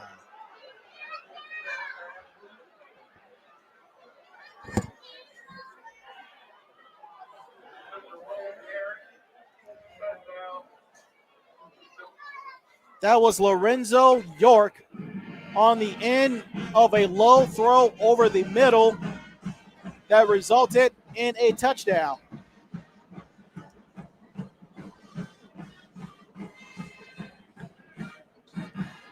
Creekside is getting set for the PAT. The snap, the hold, it is no good. Might have been deflected at the line of scrimmage. It was deflected at the line of scrimmage. That's good news for Monday's Mill. The bad news for Monday's Mill, it is now 42-7 in favor of Creekside. 3:10 to play from 12 Oak Stadium.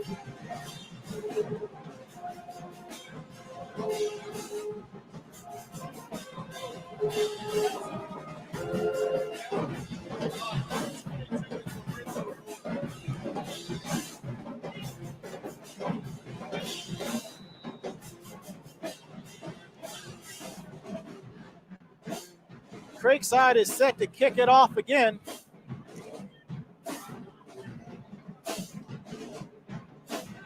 Clifford Aya, he has been a busy man with the kicking.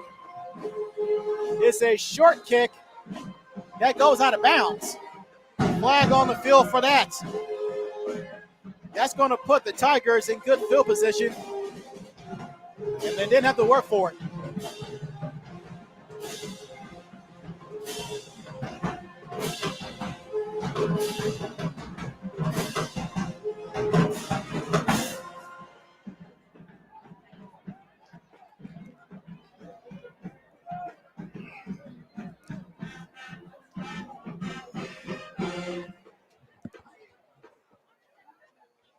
So good field position for Creekside, for Monday's Mill.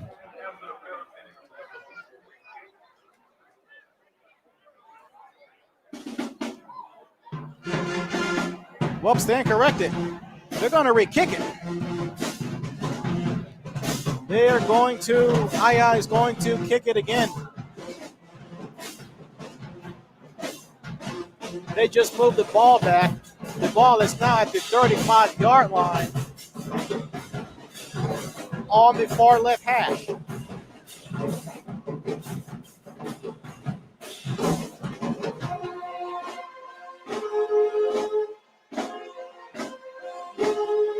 There's the kick. It's another short kick caught at the 22. It's Griffin, the senior, crossing the 25. Does not gain much more than that. Kaquan Kimber, as well as Jermaine Sanders, among others, on the coverage.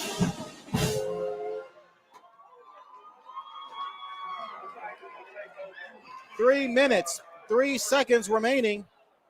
Monday's Mill, they're getting their second possession of the third quarter. They are down big, 42-7. I want Monday's Mill to score just to avoid the whole running up the clock thing nonstop. On first down, Morton, short pass, complete, turns upfield, crossing the 30, the 40, getting the first down, crossing the 45, fighting for more yards, and he is eventually taken out of bounds to the far right side of the field. That was an excellent short pitch and catch by Jarek Gibson, who was banged up earlier in the third quarter. And as you can see there, he is back, ready to rock and roll. He has been a very component piece to this Tigers offense that has been contained throughout the game.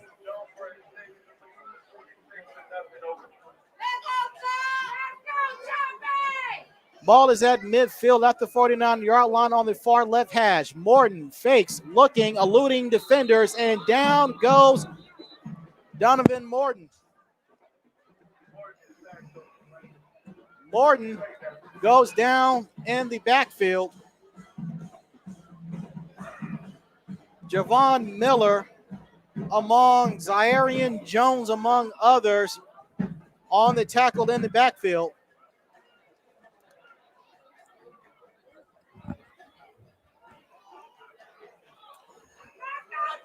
That's a loss of about 8 or 9 yards. On second down, it's going to be a handoff. It's Gibson trying to turn the corner near side, wrapped up, and he is eventually taken down. Daquan White, the 5'11" junior, was taken down in the backfield. He took down Jarek Gibson.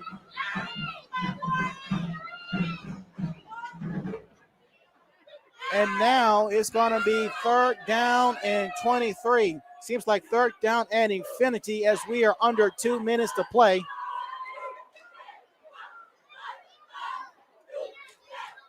Morton out of the shotgun. There's a snap. Quick throw. It is incomplete. Looking for Cameron Davis. And it's going to be fourth down.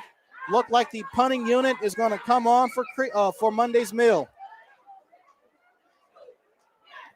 That was a very bad possession all the way around for the Tigers. And they're going to give the ball away. Their first punt in the third quarter, their first possession in the third quarter was a punt. And unless they go for a fake, it's about to happen again. There's a snap. There are the whistles. And somebody moved offside. Creekside looked like they moved off sides.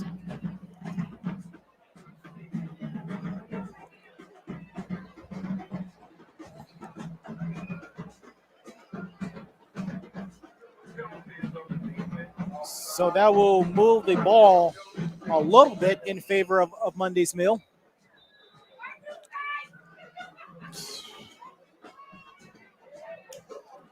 There's a high snap recovered. The kick by Davis. And it's going to be caught at the 31-yard line. And not a whole lot of yardage is going to be taken there. The punt was made by Cameron Birch.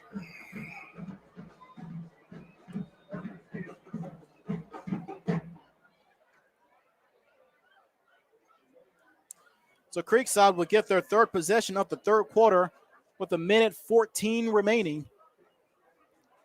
It has been all Creekside early and often, 42-7.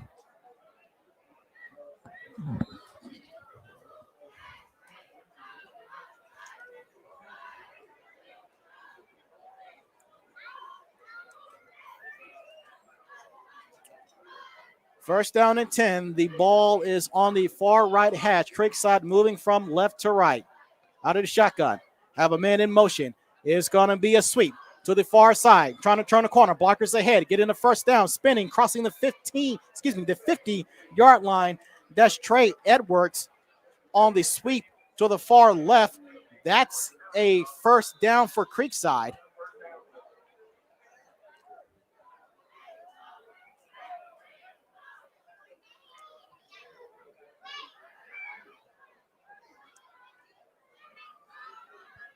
And now the ball is to the far left side of the field on the hash, on the logo. Ball at Mundy's Mills 49-yard line. Have a man in motion. It's going to be a handoff up the middle, and it is going to be Cameron Birch. He gains a yard, if that, as we are under 1 minute to play. Actually approaching the 30-second mark.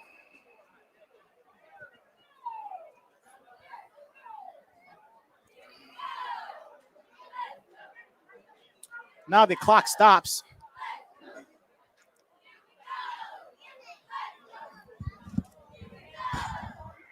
Looking at Creekside in their last game against Banneker, they went 13 of 18 for 264 yards, 2 touchdowns, and 2 interceptions. That's a season high for the game. And it's another penalty against Creekside. They have 10 altogether, 5 in the second half.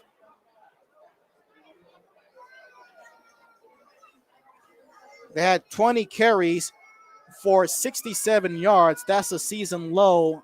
I'm going to go out on a limb and say they far exceeded that number tonight, as they have been effective with the running game all evening. Had a total of 81 tackles and 6 sacks for 33 yards last week against a Banneker football team that is less than stellar. We've only won 2 ball games coming into tonight's matchup. And the clock still hasn't moved. Referees are having a discussion between the numbers and half marks to the left side of the field.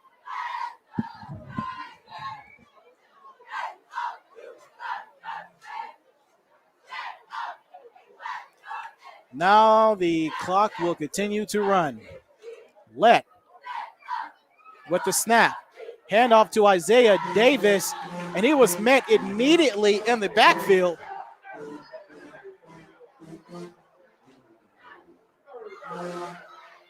Looked like that was Kendrick DeJour. He's been one of the bright spots of the Tigers defense throughout this game. And that will be the final snap of the third quarter.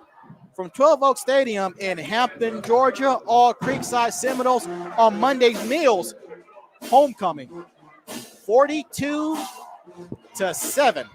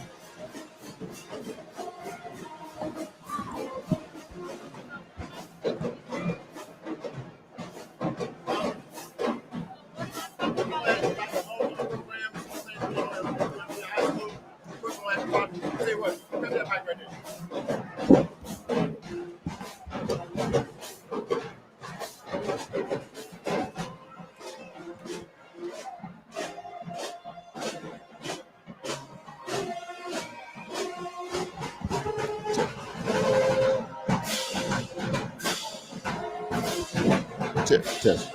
You hear me?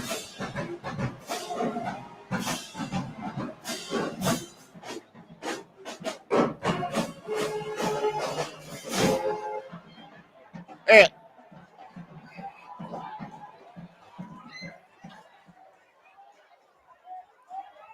you work that for me?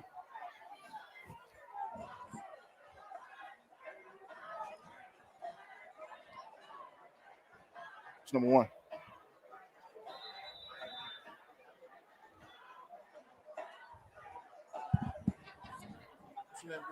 Griffin.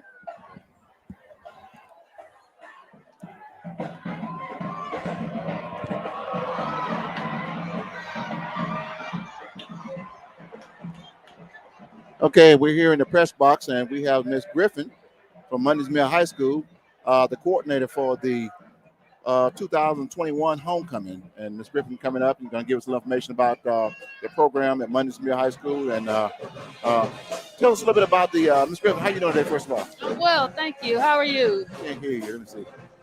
Say it again. I'm well, thank you. How are you? Oh, doing great, doing great. Good. Tell us a little bit about the homecoming program for 2021. I know last year the pandemic delayed a lot of things going to schools, and not only your school, but several schools. Because as I was saying earlier, that it's good to be back on the field where you got a band and you got homecoming court. It's just not the same without that. So, what are some of the things you guys are doing at Mundy Smith High School for about the homecoming this year? Okay, so like you said, last year with the pandemic, we actually had to have a virtual homecoming, but this year it was in person, which was great. So the different clubs and organizations were able to have their own club royalty. So there was a Mr. Football, there was a Miss Cheer, a Miss SGA, a Miss Orchestra, a Mr. Baseball, all those types of things. They're able to put up one of their best members as their representative for the halftime show. And then we had the homecoming court as well. So those students who wanted to run for freshman prince, freshman princess, all the way up to Mr. and Miss Mundy's Mill. So they had to go through an application process. You have to have at least a 2.5, and then you're able to campaign, and then your student body votes for you. So that's what we were able to see today, those winners. Awesome. Congratulations. We try to cover it as best as possible coming across the field and of all the students and their parents. And I know it's a proud night for the candidates as Miss Freshman, Sophomore, Junior, Senior, Mr. Football, and all that good stuff. How did the pandemic, did the coronavirus, how did it affect you guys? Was any students not allowed to attend because of that, or at your school? We did have a lot of students that were quarantined at the beginning, but I think now we're doing a lot better with that, and I haven't heard of a lot of students being placed in quarantine. Like, I think this game we were able to have all of our football players actually play this time.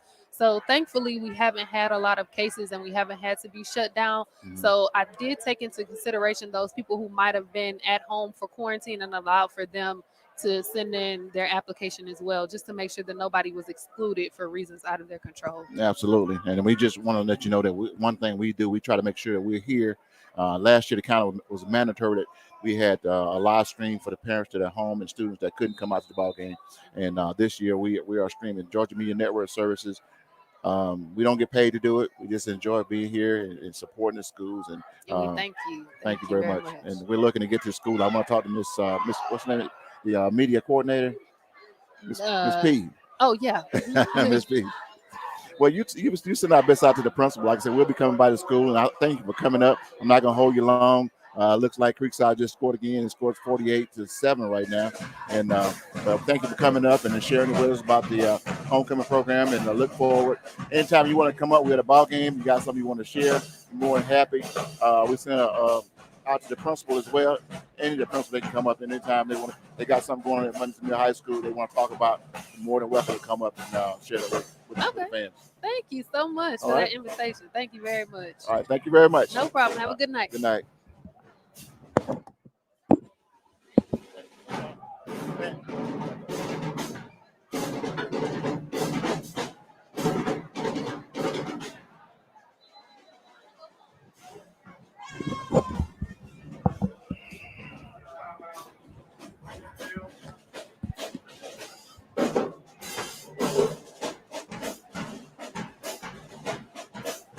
All right, Monday's meal. They burned their second timeout.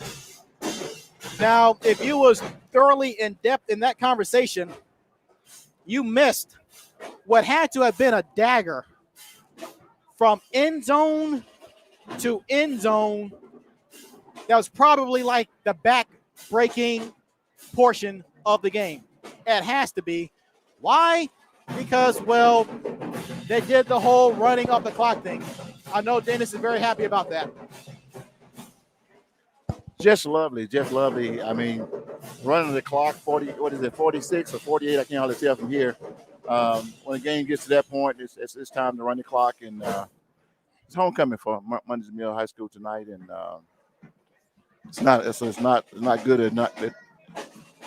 It's bad enough they didn't win the ball game, but at the same time, we don't want to get a score too high. On first down, it's going to be a reverse that goes south. You guys have to excuse me out there. I'm getting back on the camera again, and Anthony was on the camera for a minute. So if we miss some plays here for a minute, hey, guys, bear with us. We're back on track now. That was Javon Miller with a tackle in the backfield to Seth Gamble.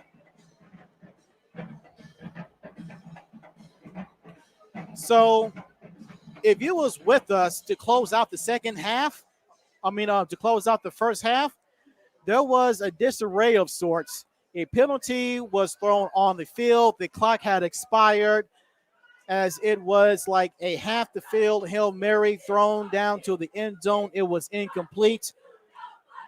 I'll finish my thoughts there.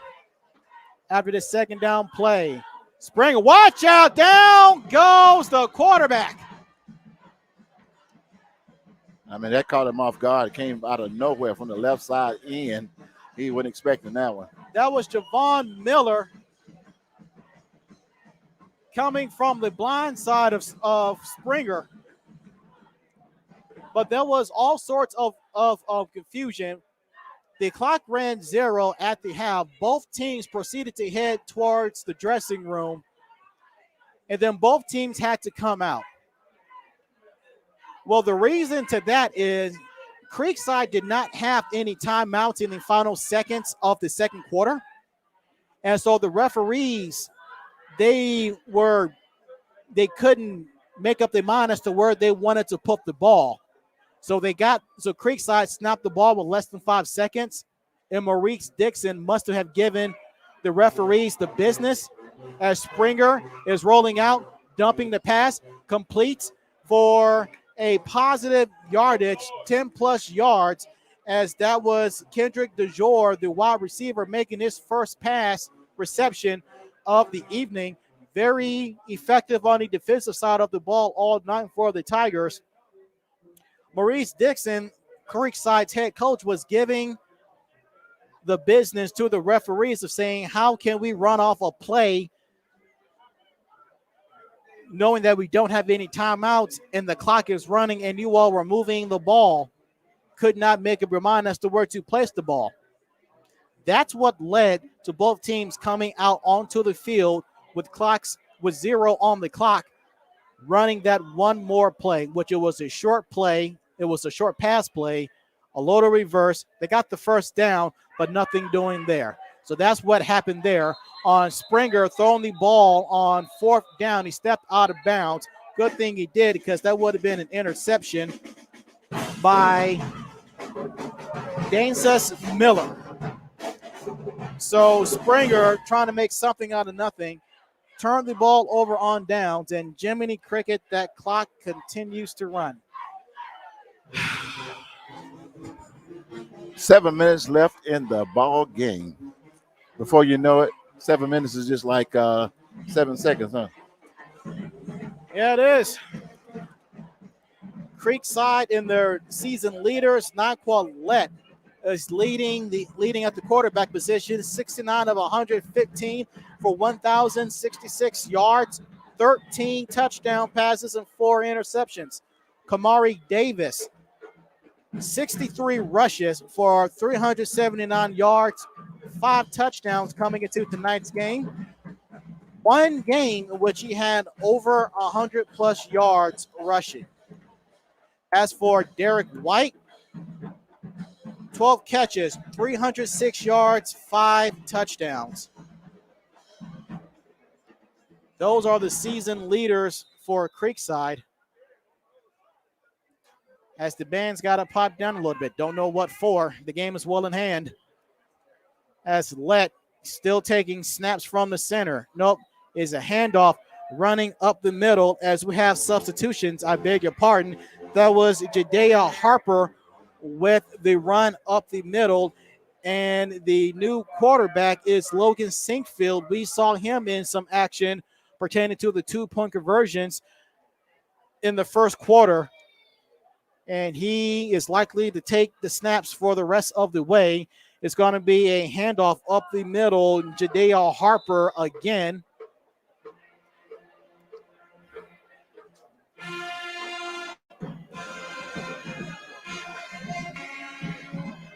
And that was Peoples, the defensive end, with the tackle there.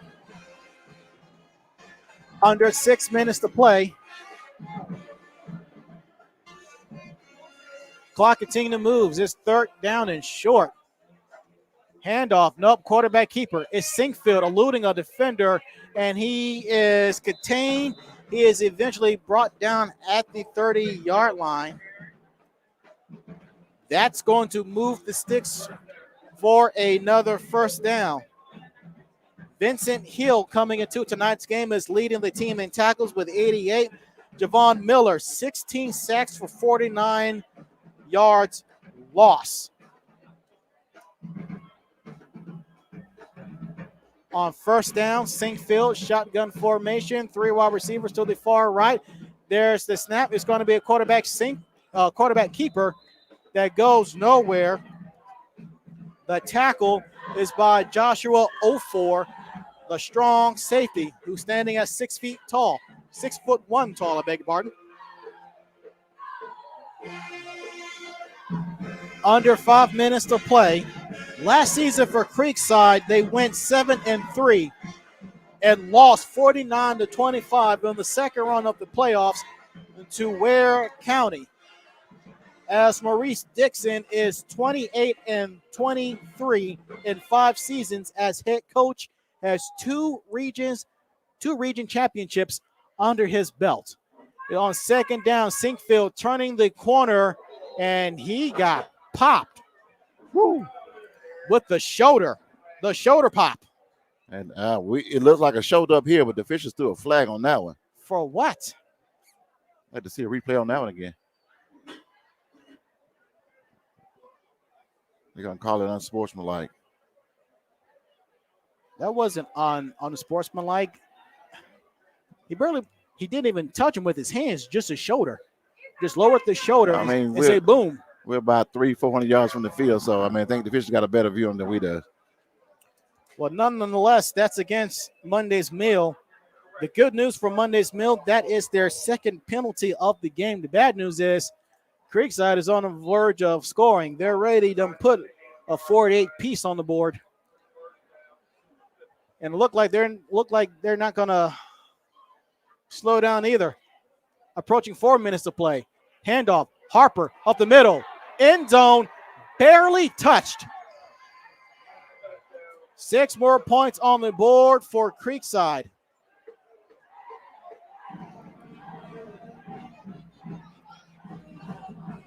And that clock is still running as Creekside scores again, thanks to the run by Judea Harper. Run clock run.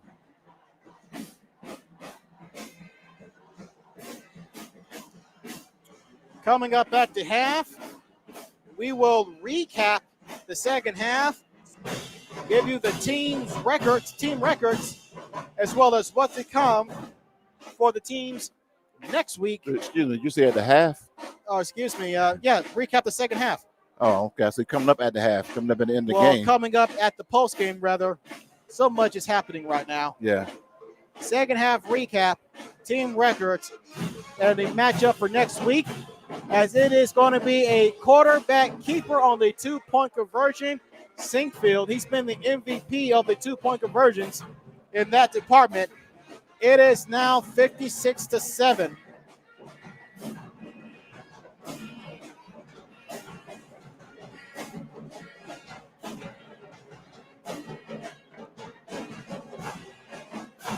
We'll also tell you the matchup that Dennis and I will be covering next week as well is a rematch of a game that we seen last week, and I dare say it is going to be a clash of the Titans there.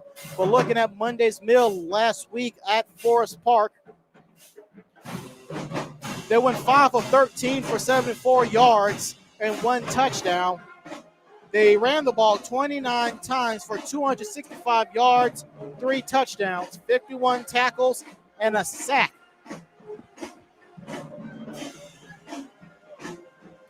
As the clock stops at 2:24. Laundry on the field.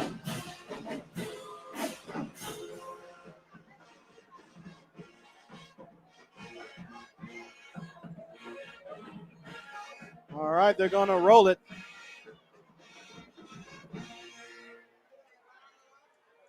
Season leaders for Monday's Mill, Donovan Morton. He is 32 of 61 for 460 yards, 4 touchdown passes coming into tonight's game. Jared Gibson, 62 rushes for 517 yards, 4 touchdowns, leading the team in all-purpose yards with 620. Jason Gibson has 9 catches for 161 yards. Chris Joseph leading the team in tackles with 28 coming into tonight's game. Donovan Middleton leading the team in sacks with 3. He has 2 today, make that 5 on the season.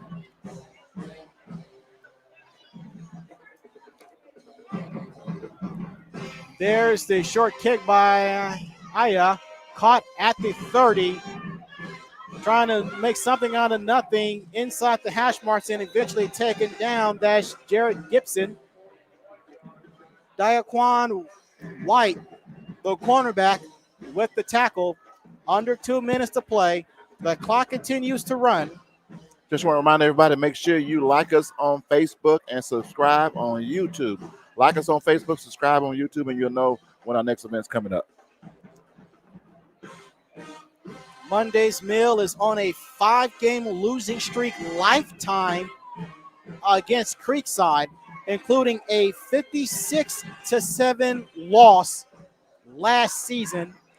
And unless Monday's Mill makes something happen, it's going to be a 56-7 loss for a second consecutive season.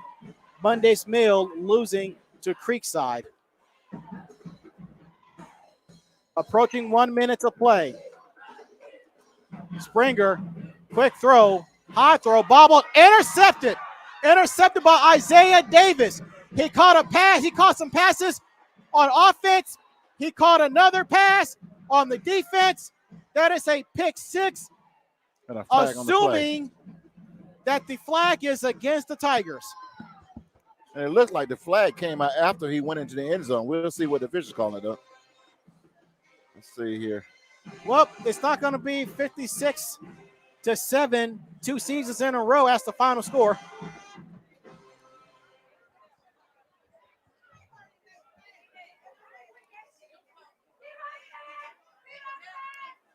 As what's left of the Monday's Mills faithful, they are heading for the exits. The clock stops at 44 seconds, and the Monday's Mills marching band is already left. Creekside's band, they're going to stick around to the very end.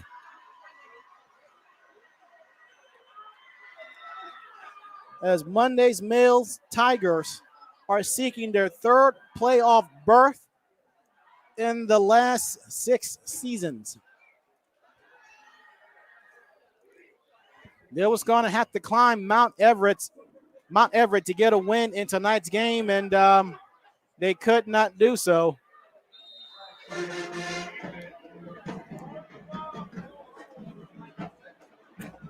So had a penalty on the field.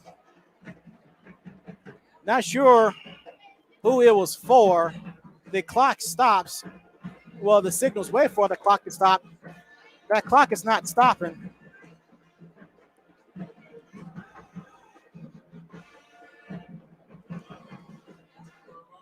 And that is going to be that. Not quite sure who the penalty was on, but nonetheless, that's the final play of the game. So I guess the score will remain at 56-7. 2 seasons in a row, Creekside has defeated Monday's Mill by that score. Recapping the second half, it was a touchdown run for Creekside, making it 29-0. Then in the their second possession in the third quarter, it was a touchdown pass, then another touchdown pass at the 114 mark for Creekside, and there was deep on their side of the field, like inside the 10-yard line, let one loose, and that was ultimately the backbreaker.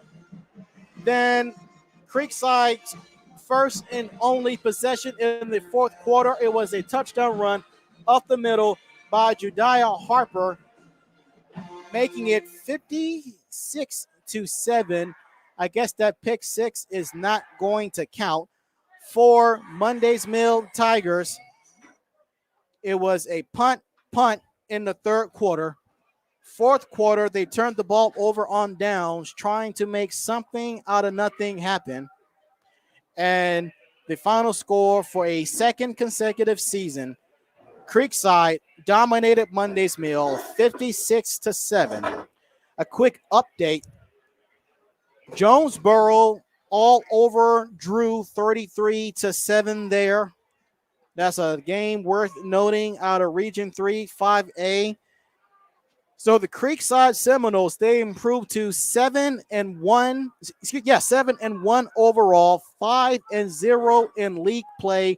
Their next game is actually against Jonesboro, who is dominating the Drew Titans there. As for the Monday's Mill Tigers, they fall to 3-4 on the season overall. League play, they fall to 3-2. Their next game will be at Banneker. For all intents and purposes, that might be / should be an easy win. Again, they're coming into tonight's game with Tri-Cities with only 2 wins on the season there. I dare say that's a must-win for Creekside. Our next game, it's going to be a doozy. Westlake and Lovejoy. Dennis and I covered that game last week in College Park. It was a very emotional game as Creekside had lost their principal and his wife due to a drowning accident while on vacation. So all sorts of emotions was high for that game, and they dominated. Westlake Lions did all over the Lovejoy Wildcats. So the Lovejoy Wildcats are looking for revenge as Lovejoy is the home team. So that will be the game of the week for the Georgia Media Network Services. Ball game will take place right here at 12 Oak Stadium in Hampton, Georgia, and that will do it. On the behalf of our director and producer, Dennis Thomas, a special thanks to our guests to break down the rules and regulations to Monday's Mills homecoming. We thank her for coming out. This is Anthony Harp. This has been a presentation of the Georgia Media Network Services. Once again, the final score, Creekside all over Monday's Mill on Monday's Mills homecoming, 57-7, winning by that score 2 seasons in a row. Thank you for joining us. We'll catch you next time. Don't forget to subscribe and follow us on Facebook and subscribe on YouTube. Good night, everybody.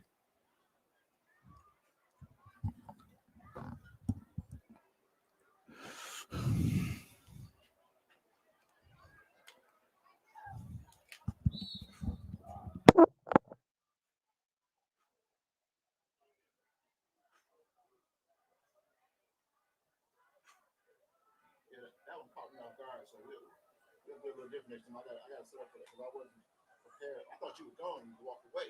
That's why I grabbed your headphone. You got to walk away. No, I wanted an explanation as to why both teams had to come back onto the field at the half. It's fine.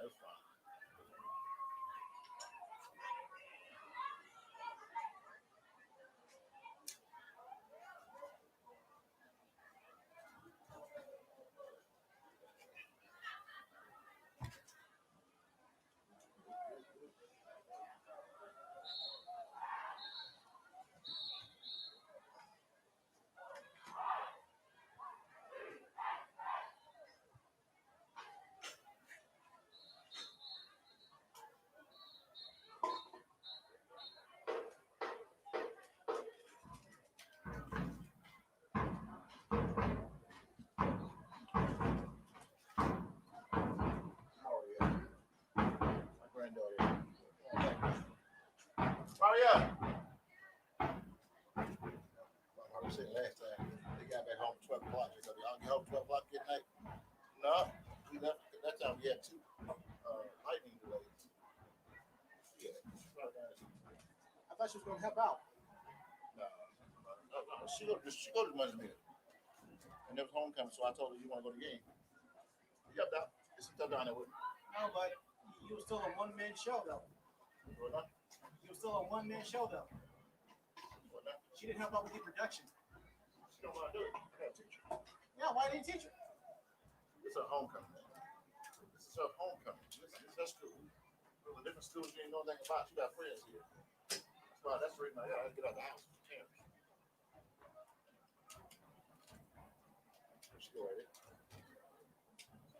Figure when your brother, she was going to help out. Don't worry about that. That's something you ain't got to worry about. That's family right now.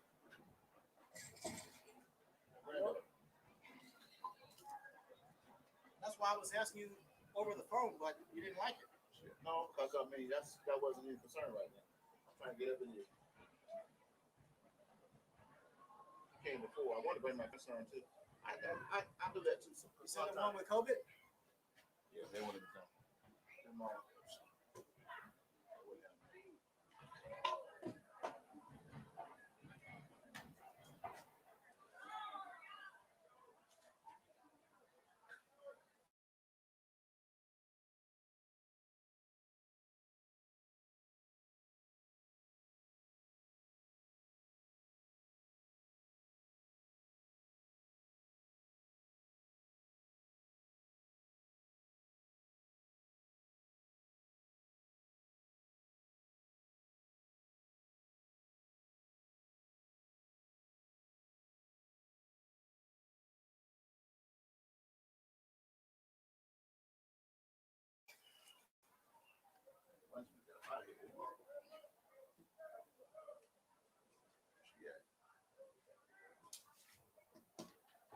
She's right there.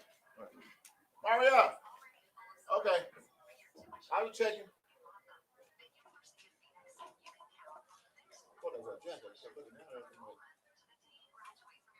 Yeah, because I can see she's hanging on to the rabbit that she killed by straps.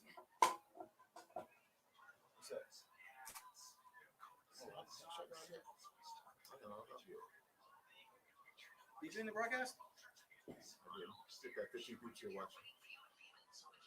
So we've been talking.